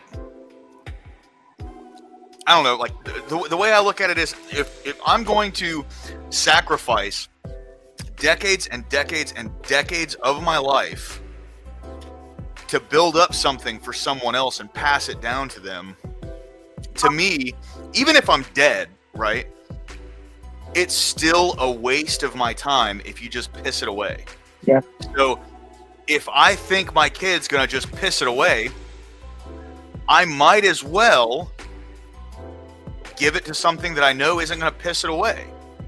Well, and plus, if you weren't there to help build it, if you didn't, like, even in, I guess, early adult, if you weren't there helping grow the company, it just seems weird that I would hand you a company that you, even when I was alive, that you didn't take time to invest yourself into it. Yeah. So Jackie Chan said he's leaving his $400 million fortune to charity instead of to his son, JC Chan.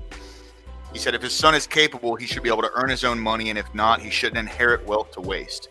And to be fair, I mean, if I'm not mistaken, I could be wrong. Jackie Chan's he wasn't born an American citizen, right? I mean, Jackie I could Chan? be wrong about that. Jackie Chan's Chinese. Is he born Chinese, though, or is he... Yeah, he was born Chinese, I'm pretty sure. Okay. It's like...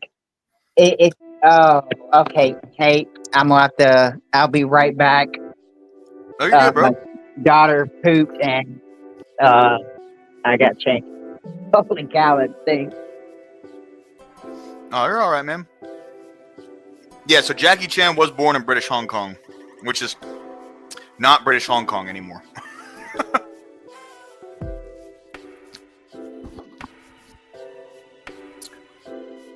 Oh, so he like worked for the Chinese government and shit too. I did not know that. Interesting. Chen Kong Sang. Chen Kong Sang.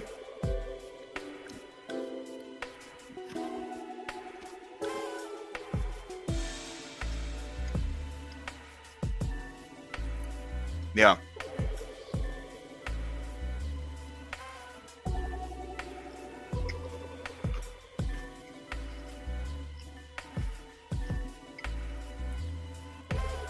Well, so here's the thing, Mr. Fisto. If I build up something for my children, and I would like to think this, I'm not a parent, so I can't speak on this from personal experience. So like all of this is fucking hypothetical, right? This is just my fee-fees talking. But I would like to think that if I had a kid and I had something to pass down to them, that I would raise them with at least some element of responsibility. And, you know, I would have an idea at least on how they would utilize whatever I leave to them, right? So like here's the bottom line. I didn't get no inheritance. I don't have anyone in my family that had enough to really pass down or anything. Every dime I've made in my life has been by the sweat of my brow. And I'm not dissing my family for that. You know?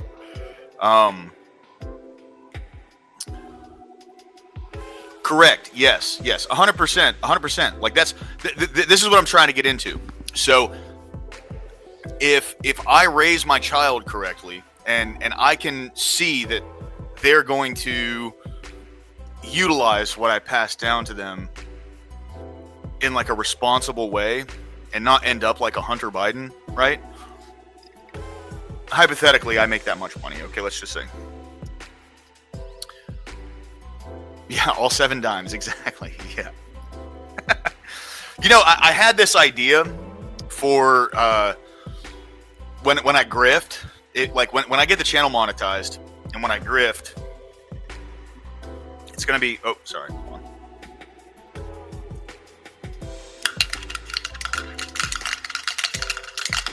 Got any change? That's the joke that I wanted to use for that. But anyway, that's lame. But so if I raise a kid and I'm like completely confident in the fact, you know, if my kid's like a drug addict like I am, right, and doesn't get sober and doesn't do anything with themselves, I wouldn't want to leave them something like that, because it's not necessarily like fuck them, they're not responsible, but imagine being a drug addict. Mr. Fista, you like me and you should be on the same page with this one. And someone just hands you a couple $1 million. Would you get sober? Honestly. I know for a fact the most important thing that happened to me when I was still getting high was my family cut me the fuck off. They weren't really giving me all that much money to begin with. That exactly. So they weren't really giving me money to begin with, but I always had a fallback plan, somewhere I could stay, right? And they got to the point where they didn't want to enable it anymore, and they cut me off. And it was, you know, just a couple months after that I ended up coming up to Birmingham and getting sober, you know? And when I say they cut me off, I was criminally trespassed from their house. Like, I showed up over there one day, I was all fucking whacked out. I think I'd been up for like 3 days, and, you know, I was dope sick, and I was all like crazy and stuff. So they called the police, acted like they were all cool with me. One of them called the police. The police got there, they trespassed me. They said, you can't come back here anymore, you know? Which 100%, like, absolutely that's what they should have done, you know? There's another 12-step program called Al-Anon, right? So Al-Anon is for the family members and people who have dealt with living with someone who's an alcoholic, right? And you essentially work the 12 steps, but in relation to your relationship with that person, right? Like, my relationship, like, the first step is, instead of admitting that drugs or alcohol is a problem in your life, you're admitting to your relationship with this person being a problem in your life, and them causing, like, you know, instability and unmanageability in your life. The second step is, you know, like, it's working the steps in a practical way, but to distance yourself from people that are suffering from alcoholism or drug addiction or whatever.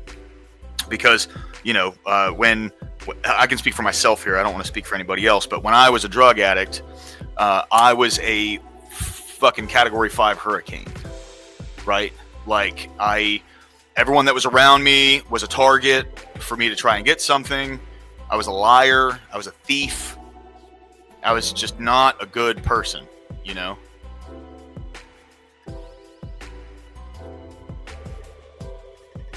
Yeah. Oh, I mean, I kudos, man. I couldn't hold a job. I was just a bad person. Yeah. Exactly. And, like, so you know, I've been sober for about 12 hours. I've been off of, like, I drink. I've been off of hard drugs in October, it'll be 7 years. So, I started drinking a few months back. It's not become like a problem in my life or anything, which that's no excuse, right?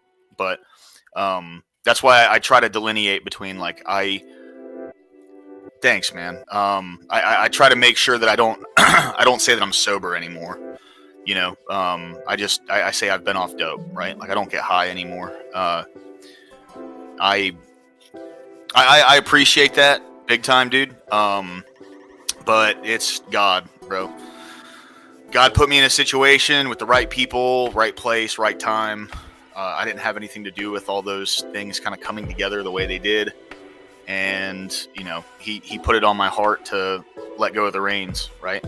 I thought I ran everything. The way I acted was as if I was God. And, you know, obviously I'm not, right? There's only one God. But God's the one that made all the changes, man. It's all glory to him, bro. Throughout my opiate addiction, I drove trucks 12 hours a day to pay for it. Once I switched to the gear, it was 70 hours a week, free for all, 3K a week on gear. And yep. Yeah, it'll do that, bro. You can run a fucking tab up, man.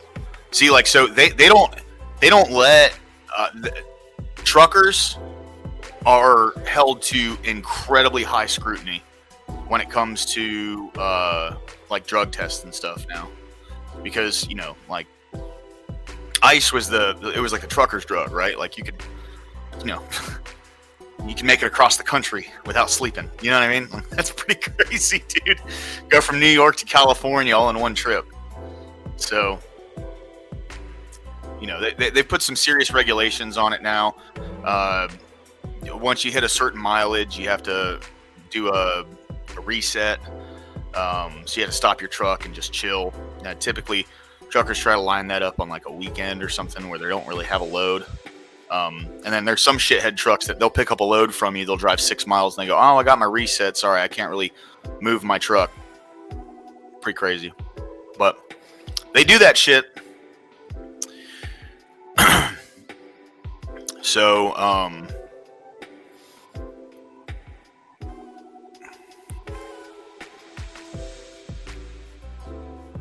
really?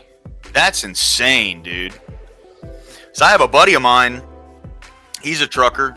He comes into chat every once in a while. He's been on the panel a couple times, and he wasn't even smoking weed. He was just doing like CBD oil, and they popped him and almost ruined his career, dude. He's been doing this shit for like almost a decade or something, you know. Thing that allowed me to completely stop, I took my sponsor's advice to change playgrounds, play things, playmates. Yep. Yeah. Well, I moved up to Alabama, and, you know, for the first like 6 months, I was still fucking around and wasn't being, you know, I didn't care. I was an atheist. You know, like, it seemed like all the stuff that I had lost, relationship I'd ruined, like all that, to me, when I'm in the throes of addiction, the second I'm faced with the drug, no matter how much like resilience I think I have, no matter how much like conviction I feel like I have, the second it's in front of me, it's all bets are off, dude. You know, like people who I've let down in my life, the fact that I was in a city where I didn't know anybody, I was alone, I was homeless, I, you know, was like bouncing from sober living to sober living, getting kicked out of places, and, you know, I didn't have any friends. I didn't fucking know anyone here. You know what I mean?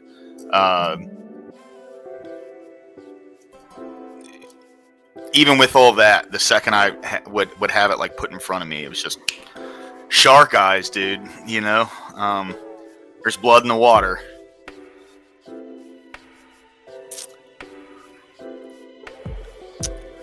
So John, here's what I say, man. This was something that was really important for me, and this is something that I try to do every day. I try, right? I don't do this perfectly, but before I go to bed at night, I ask myself, is what I'm doing right now in my life working for me? And like truly ask myself, right? Like, is what I'm doing right now working for me? And then when I wake up in the morning, I ask myself, is what I'm doing right now working for me? Because it's a new day, right? And if the answer is no, something's got to change for me. I'm just speaking for myself here. But if the answer is yes, then what I'm doing is working. You know, so that's what I did, right? Take it or leave it. It really helped me. Essential oil.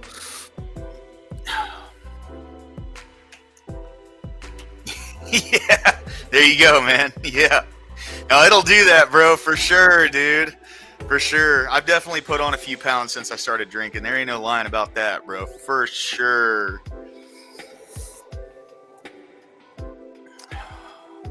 Oh, yeah. Yeah. So my biggest issue that I had was kidney stones. So like when I moved up to Alabama, I got first I was put in a rehab that was actually a really good rehab. It was out in the sticks, this little town called Jemison. It's called Turning Point. And man, I didn't realize how much, like, how terrible of damage I had done to my kidneys until, like, I was just getting stone after stone after stone after stone. And they were all passing, so it was nothing where I needed surgery or anything, but, like, dude. All I could think was, like, just imagine if I had kept that going for, like, 10 more years, if I lived that long, right?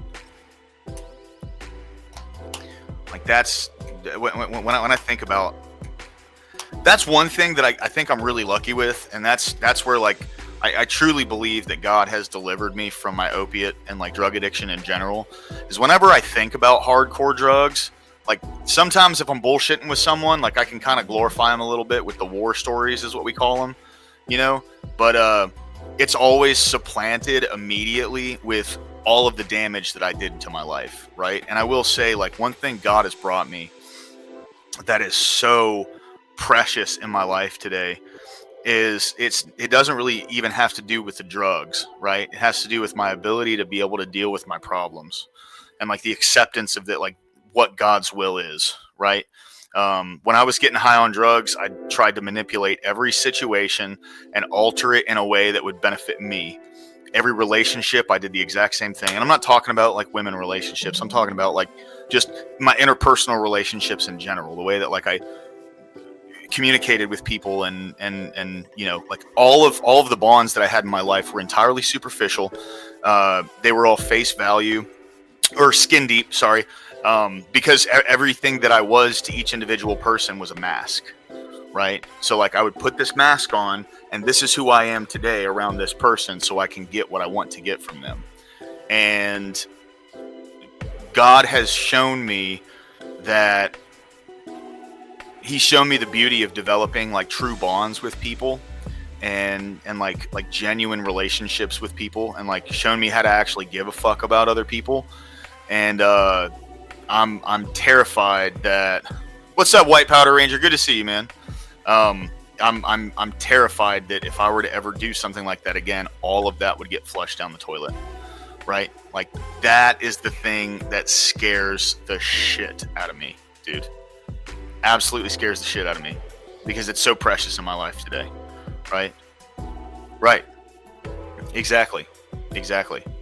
Yeah. And dude, based 100%, God has shown me how to have a genuine love for myself, you know? And that love for myself isn't just, like, looking at what I do right and all this. It's also, like, holding myself accountable to what I do wrong. And it's like having a genuine inventory of, you know, what have I been doing that's selfish? What have I been doing that's self-centered? What have I been doing that's dishonest and, you know, resentful? And, you know, what have I been doing that's, like, based out of fear, you know, like, genuinely, like, being able to look at myself and say, hey, you need to stop doing this. This is something that is not, it's doing nothing but causing harm to you and the people around you, right? Yeah, see, so I will say this. When I made the decision to like finally let go, I had a really cliche moment. So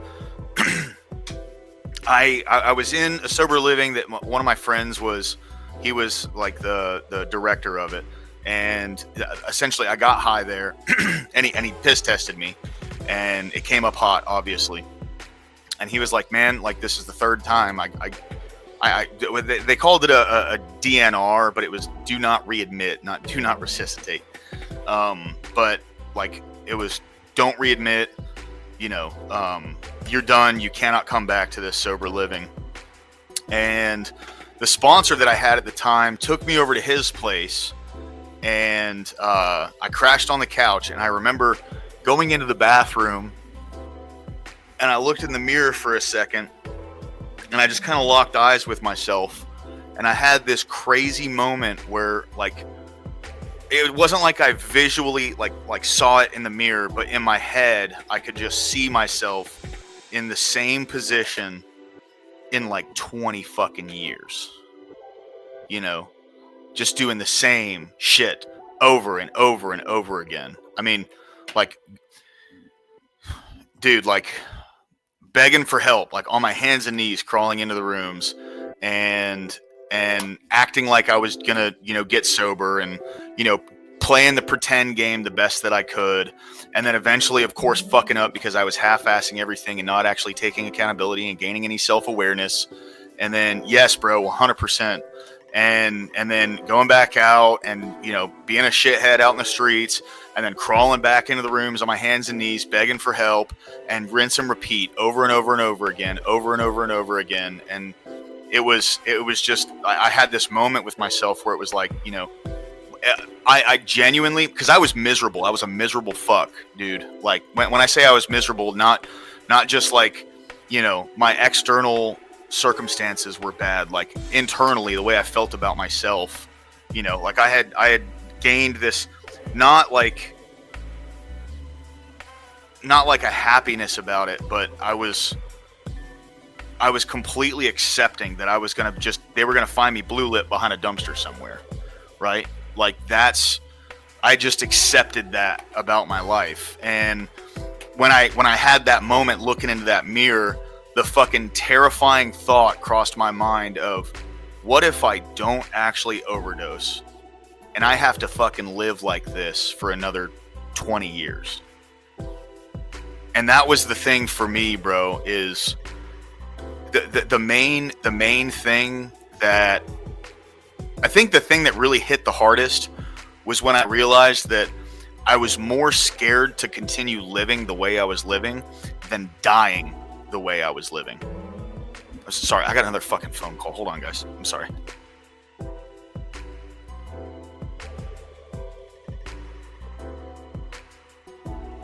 Hello, goodbye.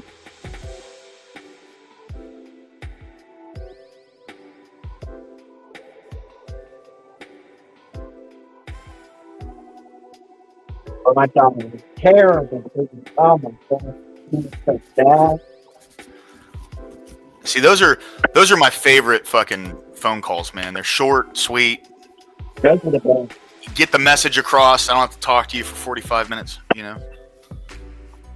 Bro, for years, the only time I could honestly pray was when I was coming down. Every other time, God was completely foreign and hostile. Absolutely. Yeah. Well, that's a foxhole prayer is what we called them.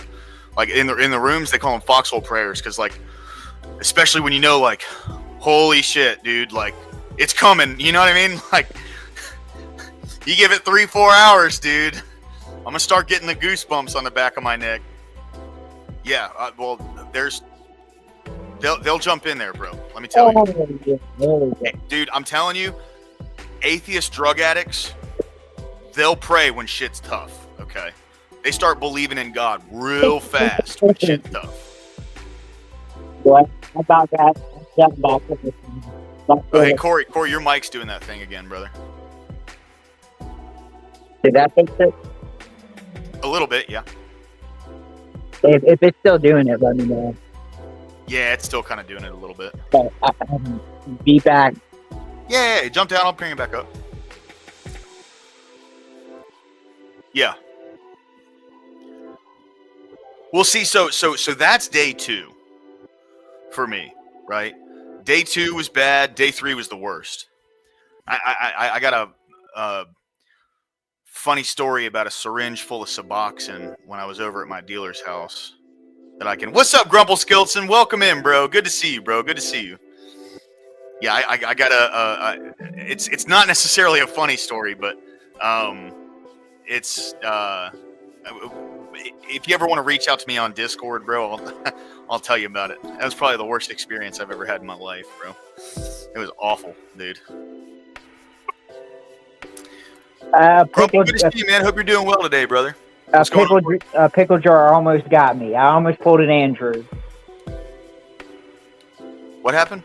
I said a pickle jar almost got me. I almost pulled an Andrew, but I was able to open it. Yeah. You had to call. You better call Rob. Bro, I put my dad's strength into it. I ain't got much of it, but I got a little bit of it.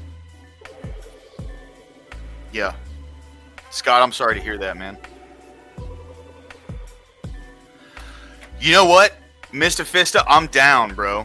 I'm down. You know what's funny? So, okay, before I started this YouTube channel, I actually had a whole, thing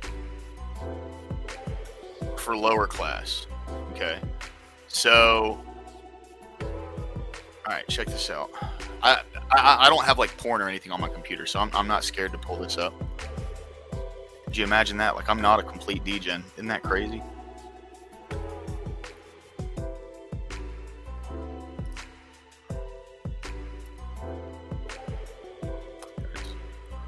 Alright.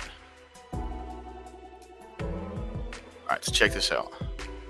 So I had all this stuff pulled up for lower class. And what I was going to do was, there's a bar.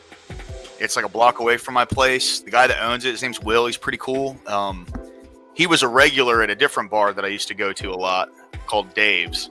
And, it was just sitting at the bar, bullshitting with him. And he was telling me how he was opening up that bar over there. He was like, yeah, dude, you should come by and yada, yada. And it's a cool little place. Actually, he's got skee ball and a pinball machine. What we essentially, me and my buddy, were trying to do was we were going to get a bunch of people, local musicians, to come into the bar and do interview kind of stuff with them, And it was just more like lower class idea was actually something that we were going to do for local musicians, right? And just to talk about, local musicians, see where the scene locally is going. It was just going to be a fun project, right? And so that didn't end up working out. It sucks. I mean, I could still probably do it, but a lot of things kind of fell into place around that time. That dude stole that cargo out of that truck that I had. The tariffs hit, so I lost all of my Canada into America business. And I just didn't really have the money to kind of invest into it at that point, So it would have been cool if that was something I could have done long term. By the way, Grumple, if you want to jump up, dude, do I have you on Discord? I'll tell you what, I like Grumple. Me too, bro. Grumple's great. I think the first time I met him was yesterday. He's a pretty cool guy. Yeah, dude, Grump's the man, dude. Grumple, do I have you on Discord? I don't know if I have you on Discord. There's so many fucking people on Discord, bro. Okay, I don't think I do. Yeah, bro, Grumple's good people. But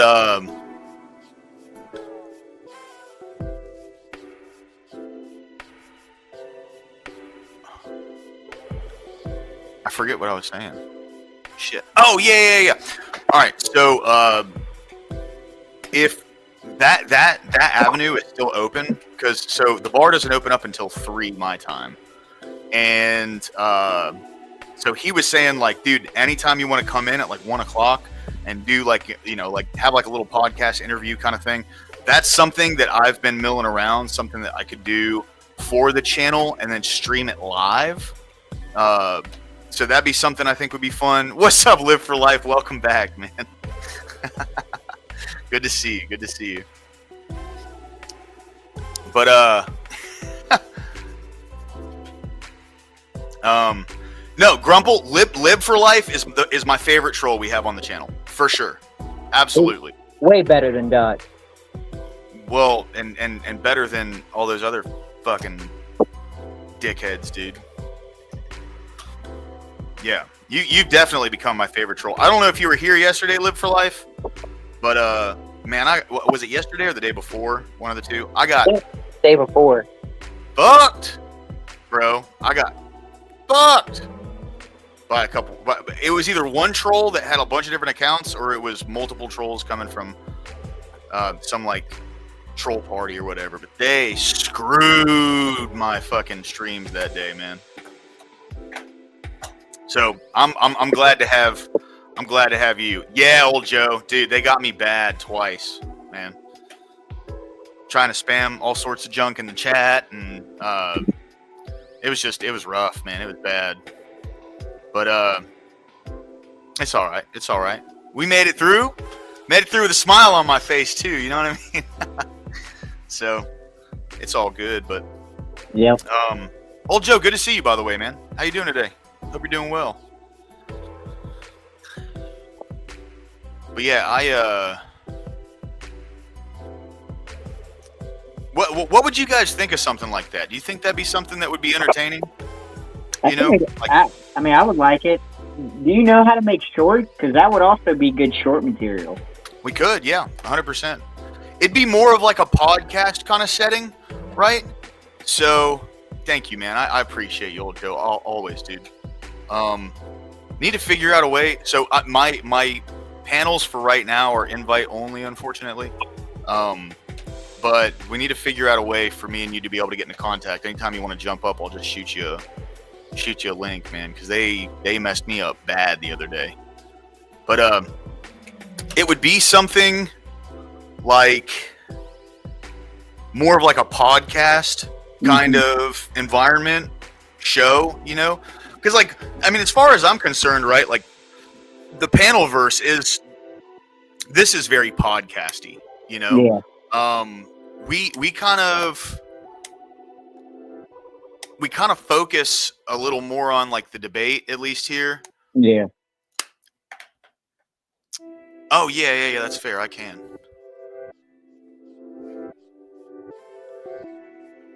Oh, nah, see, I don't want them to blow up my Discord, man. Damn, that sucks. We'll figure something out, guys. We'll figure something out. Maybe if I see you guys in like a different chat or something. Right now this is hostile ground, okay? My channel has become a minefield, and I'm trying to I'm trying to navigate all of them. Yeah, it sucks. Behind enemy line. Yeah. To be fair, Lower Class, I guess, I mean, it's not foolproof, but definitely some type of code or general saying that can confirm someone's who they are. It's not foolproof, but yeah, we'll have to figure something out, because maybe like, damn it, dude, damn it. We'll figure something out. We'll figure something out. In the meantime, bro, you know, we'll just have to work with what we got right now. You know what I mean? Yeah, I do. You're right, Mr. Fista. So the issue, though, is they were making clone accounts and jumping into the backstage. That's how they got me the second time. So the first time when they jumped in, they had like a clip of somebody who was sitting at their computer, like watching something. They were moving. They were doing everything. So I thought, okay, this is just someone who's streaming. I brought them up immediately. Someone beating their dick. And then I ended that stream and started a new one. And someone came in with Corey's like name. It was Baby Bush, and the same picture within like 2 minutes, dude. And I pulled him up, boom, got me again. So, like I was saying, I was impressed. I'm not gonna lie, how fast they pulled that one. yeah, that was.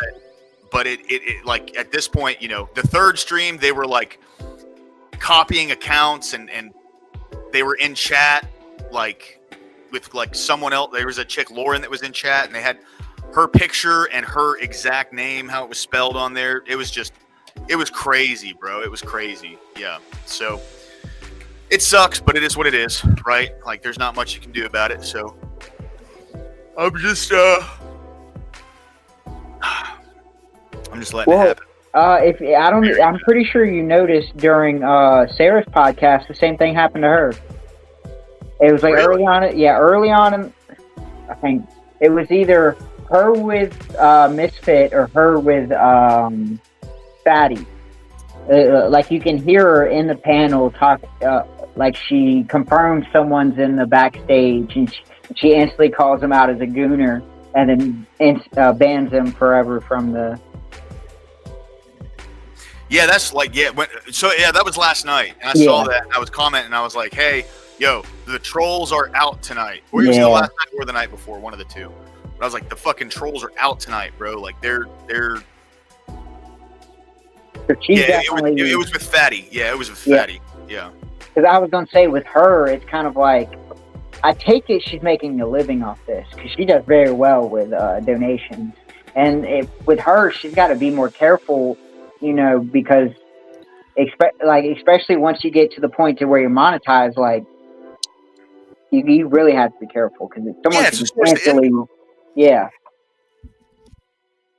that's like me going to your job and cussing you out or causing a scene. See, dude, there should be some kind of like there should be some kind of safeguard for people if someone else does that to you.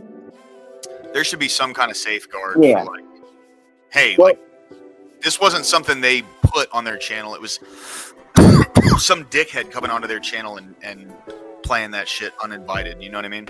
YouTube's kind of got the upper hand because I feel like, it kind of works out better if someone does do this to a bigger channel because then you have a justification to demonetize it and pay it. That's fair. Yeah. And they could go to another platform, but it's like unless you have that, foundation of fans, it's like moving platforms can cost you a good portion of your fan base. Yeah. Yeah. No, Panchuchin, you know what's funny is the cooks chefs thing. So me and when I was at this one of the local restaurants around here, there was one of the guys in the back, and we were talking about doing something. We were gonna call it of grills and grapes. So like talking about like wine and food. It could get a little boring for people who aren't really interested in that kind of thing, but there's a way to make anything entertaining. You just got to figure out the right method, So, even if it's for an hour, there's probably some people who would watch it for an hour because people watch some weird shows on YouTube. Really? I did not know that, bro. That's fantastic. I need to do that, actually. Interesting. Yeah, I'm doing it through StreamYard, but when I started this, I started on OBS. So I can work OBS. You know what's funny, Scott? So I'm very interested in wine because of like I'm interested in all kind of made alcohols. I think there's a really cool kind of like art involved in all that, but wine is it's one of the oldest human forms of manufacture, so we've honed this for thousands of years. Mm-hmm. And just to see how over time these different vineyards have developed like incredible methods for so like anyway, I won't get too far into it, but it's something that really entices me. The funny thing is, though, you will never fucking catch me buying a bottle of wine. Holy shit. That's so crazy, bro. Like I'll buy a bottle of liquor before I buy a bottle of wine. You know what I mean? I just usually get a 24-pack, and it does it. Yeah. And I'm going to get 24 drinks out of it versus 5 glasses, bro. You get 5 glasses out of a bottle of wine. I was going to say, and plus it's kind of like some wines, or a lot of wines are acquired taste. So it's kind of like if it's not something that's simple and it's got like a strong flavor or a unique flavor to it, it's just going to throw me off. And I'm just not going to want to drink it. Holy, bro.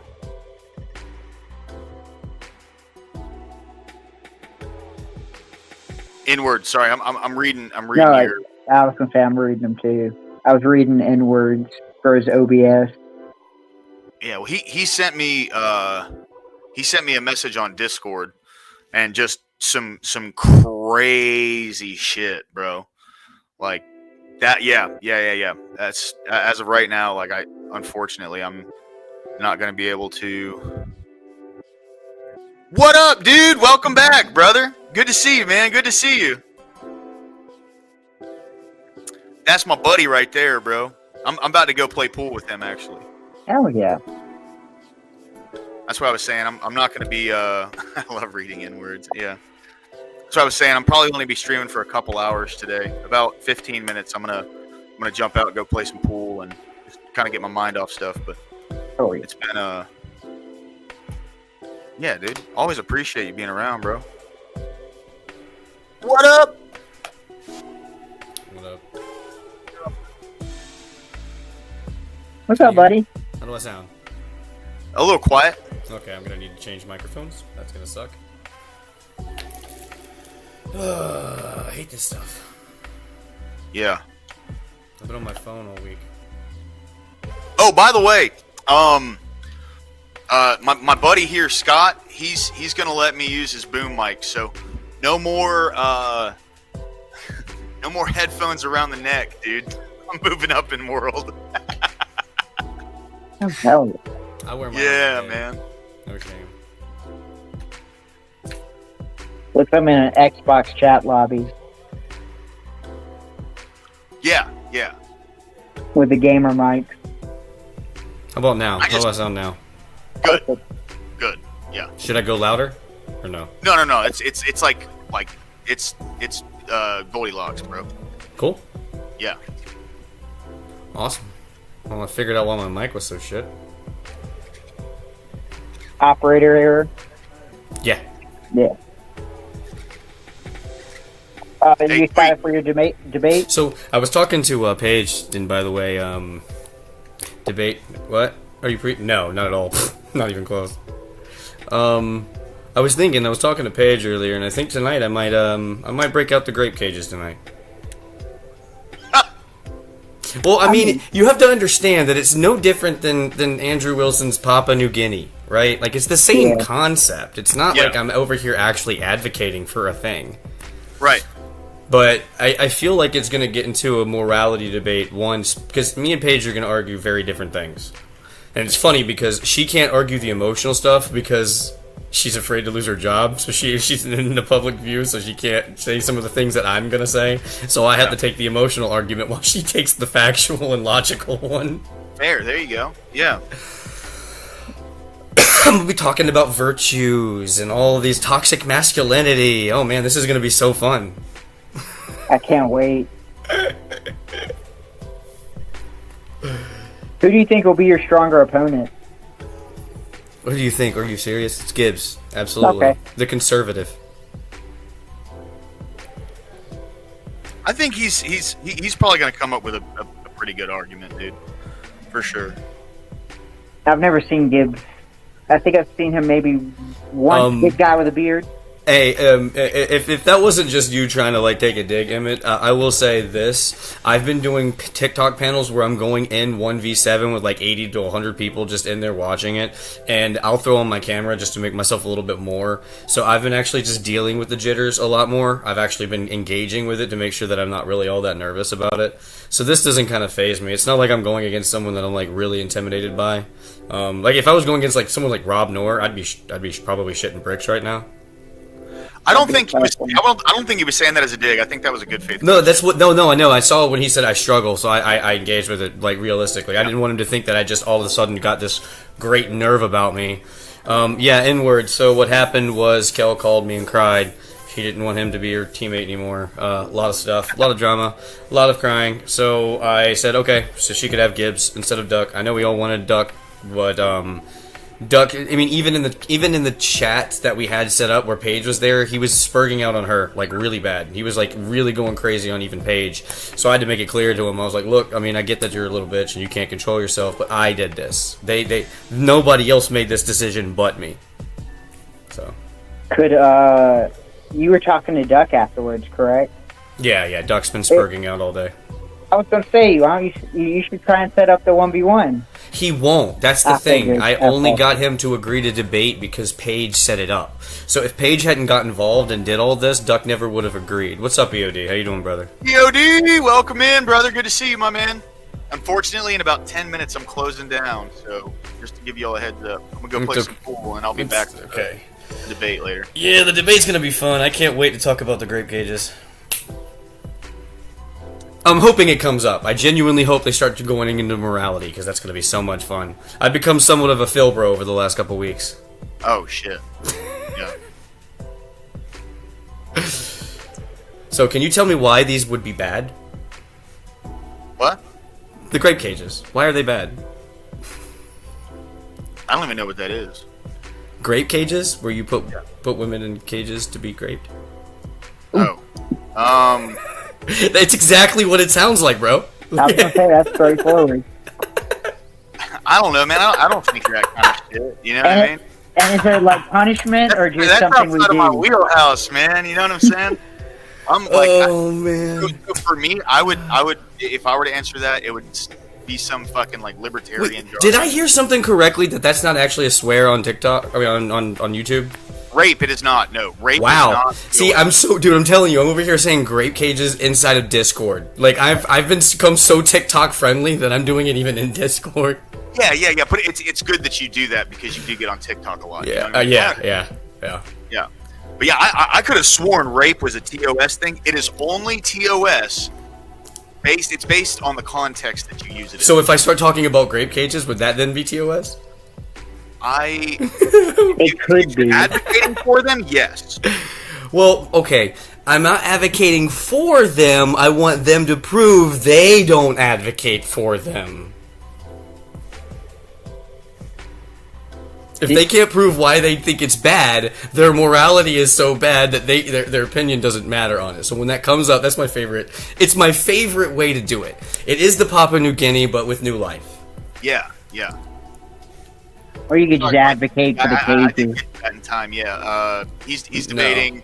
Him It's and a Paige 2v2. are going to be debating Admiral Gibbs and Kinetic Hill.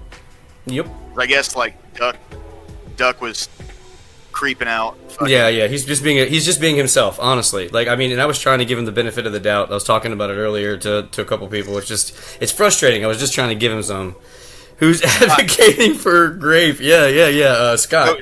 So no one is Scott. He's my buddy Tweaker here at the bottom. He's got a debate tonight, so he's going to use this line of logic. As long as if it gets into morality, that's exactly where I'm taking it. Yeah. Because I got some people from TikTok that are going to be sneaking up to watch that don't want to be recognized, that are going to be happy to hear my grape cages. I've made it to YouTube. I'm definitely interested to see how you spin this one, though, man. Old Joe, the debate prompt is masculinity is a positive force for politics. And I'm the affirmative. This is the first time I've ever took the affirmative on any debate. I take the negative intentionally. And dude, this is such a fucking slam dunk, bro. Like, I don't understand why Duck would come up with this prompt.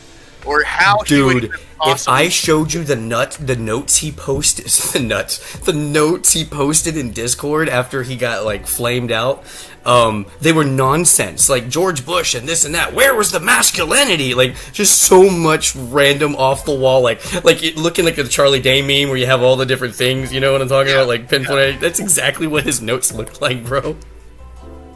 Yeah. Well, I mean, dude, he's got issues, man. You know what I mean? Ducks.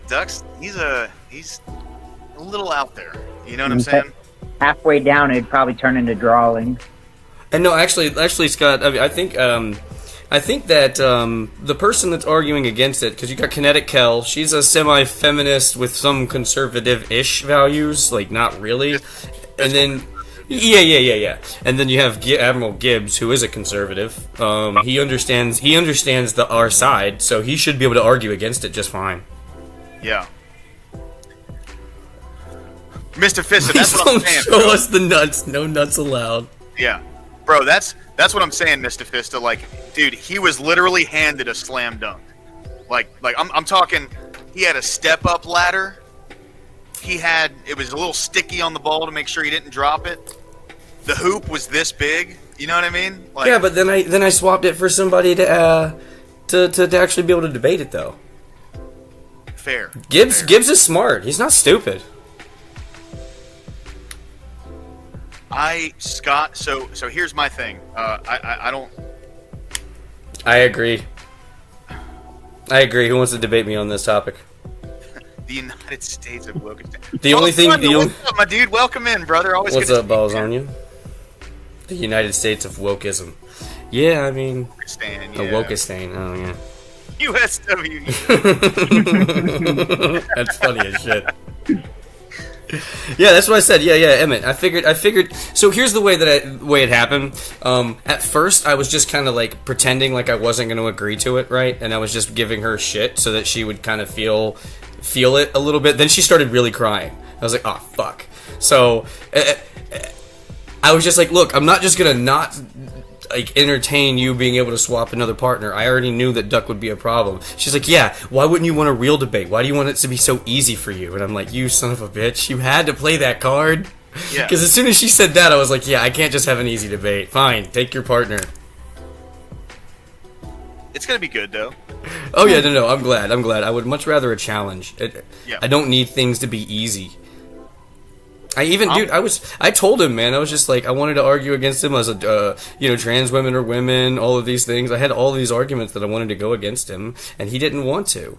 I even offered the Papua New Guinea as a debate, whether or not we should save them. The Chum Warriors, you know? He was afraid of it.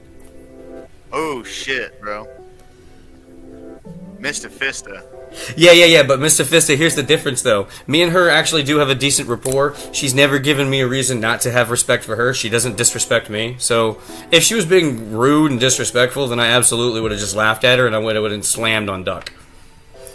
The crying isn't what did it. It was her challenging me, saying, oh, you want to take the easy win. I assure you that the crying only did a little bit.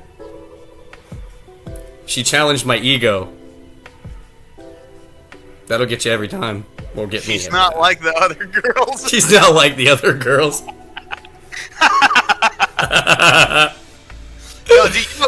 I don't know. Tweaker, did you watch the debate with Fatty on Sarah's the other night? No, I haven't been on. Dude, I've been off YouTube. The only time that you see me on YouTube, I come on your panel. That's about it. I've just been on TikTok every night. Yeah, and every day. Dude, he was going like full socialist red pill. It was the weirdest fucking thing I've ever Wow. seen. I mean, like, he was straight up, all these women are whores, they don't care about you. If you're willing to be with a woman who has 30 bodies, then you're just the fallback plan and all this. And it was like, bro, aren't you like a fucking hardcore lefty Bernie, bro? You know? And like, as he kept talking, he was just saying all the craziest shit, dude. He was like, yeah. So then you find out that your girl, she got railed by like 3 guys at the same time, took them all at each hole, and it was like, what the fuck are you?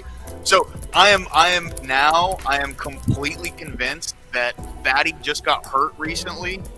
Yeah, I agree. And he is on his red pill arc. He's about to turn into like a hardcore Portuguese right winger. Darth Fatty.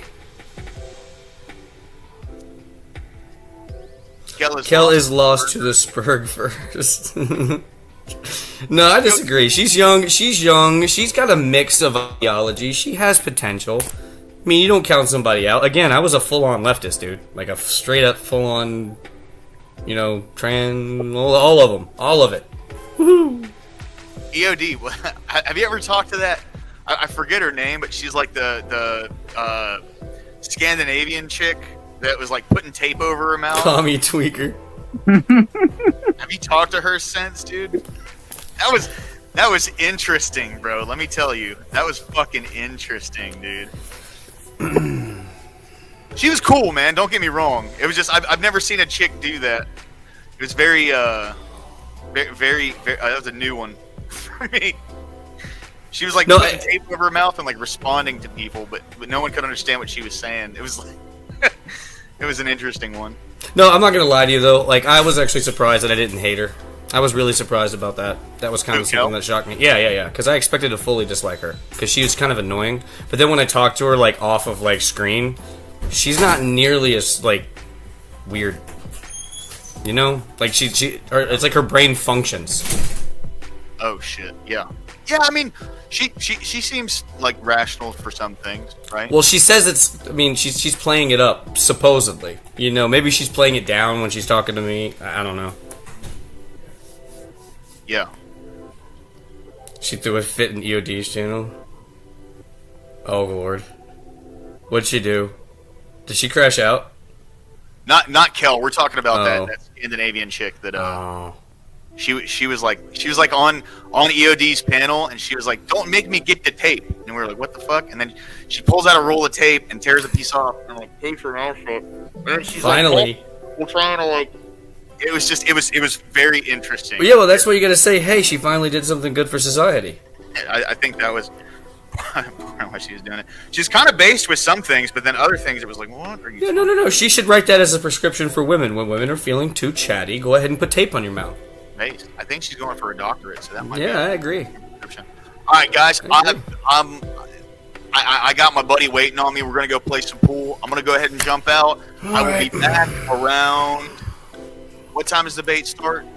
I think 9:30. Let me check again. I keep 9:30. forgetting. All right, I'll be back at 9 o'clock. Kick up the Yeah, I stream. might actually have an opening statement this time. All right, there you go, man. There you go. Yeah, I'll be back around 9 o'clock Eastern, which is going to be about 8 o'clock my time. And we'll go ahead and we're all going to react. I did get express permission from Sarah. Thank you, EOD. Yeah, I got express permission from Sarah to stream snipe. So who's live right now, guys? Who's live? I want you to make sure you record it too, so that I can hear all your commentary afterwards. I'm going to rewatch it on yours, and so that way I can get what you have to say about it. Fabian Liberty's live. What do you guys think about Fabian Liberty? You guys want to go over to a libertarian? Yeah. What do y'all no. think? I'd He's rather not a libertarian. I'd rather get in the grape cages.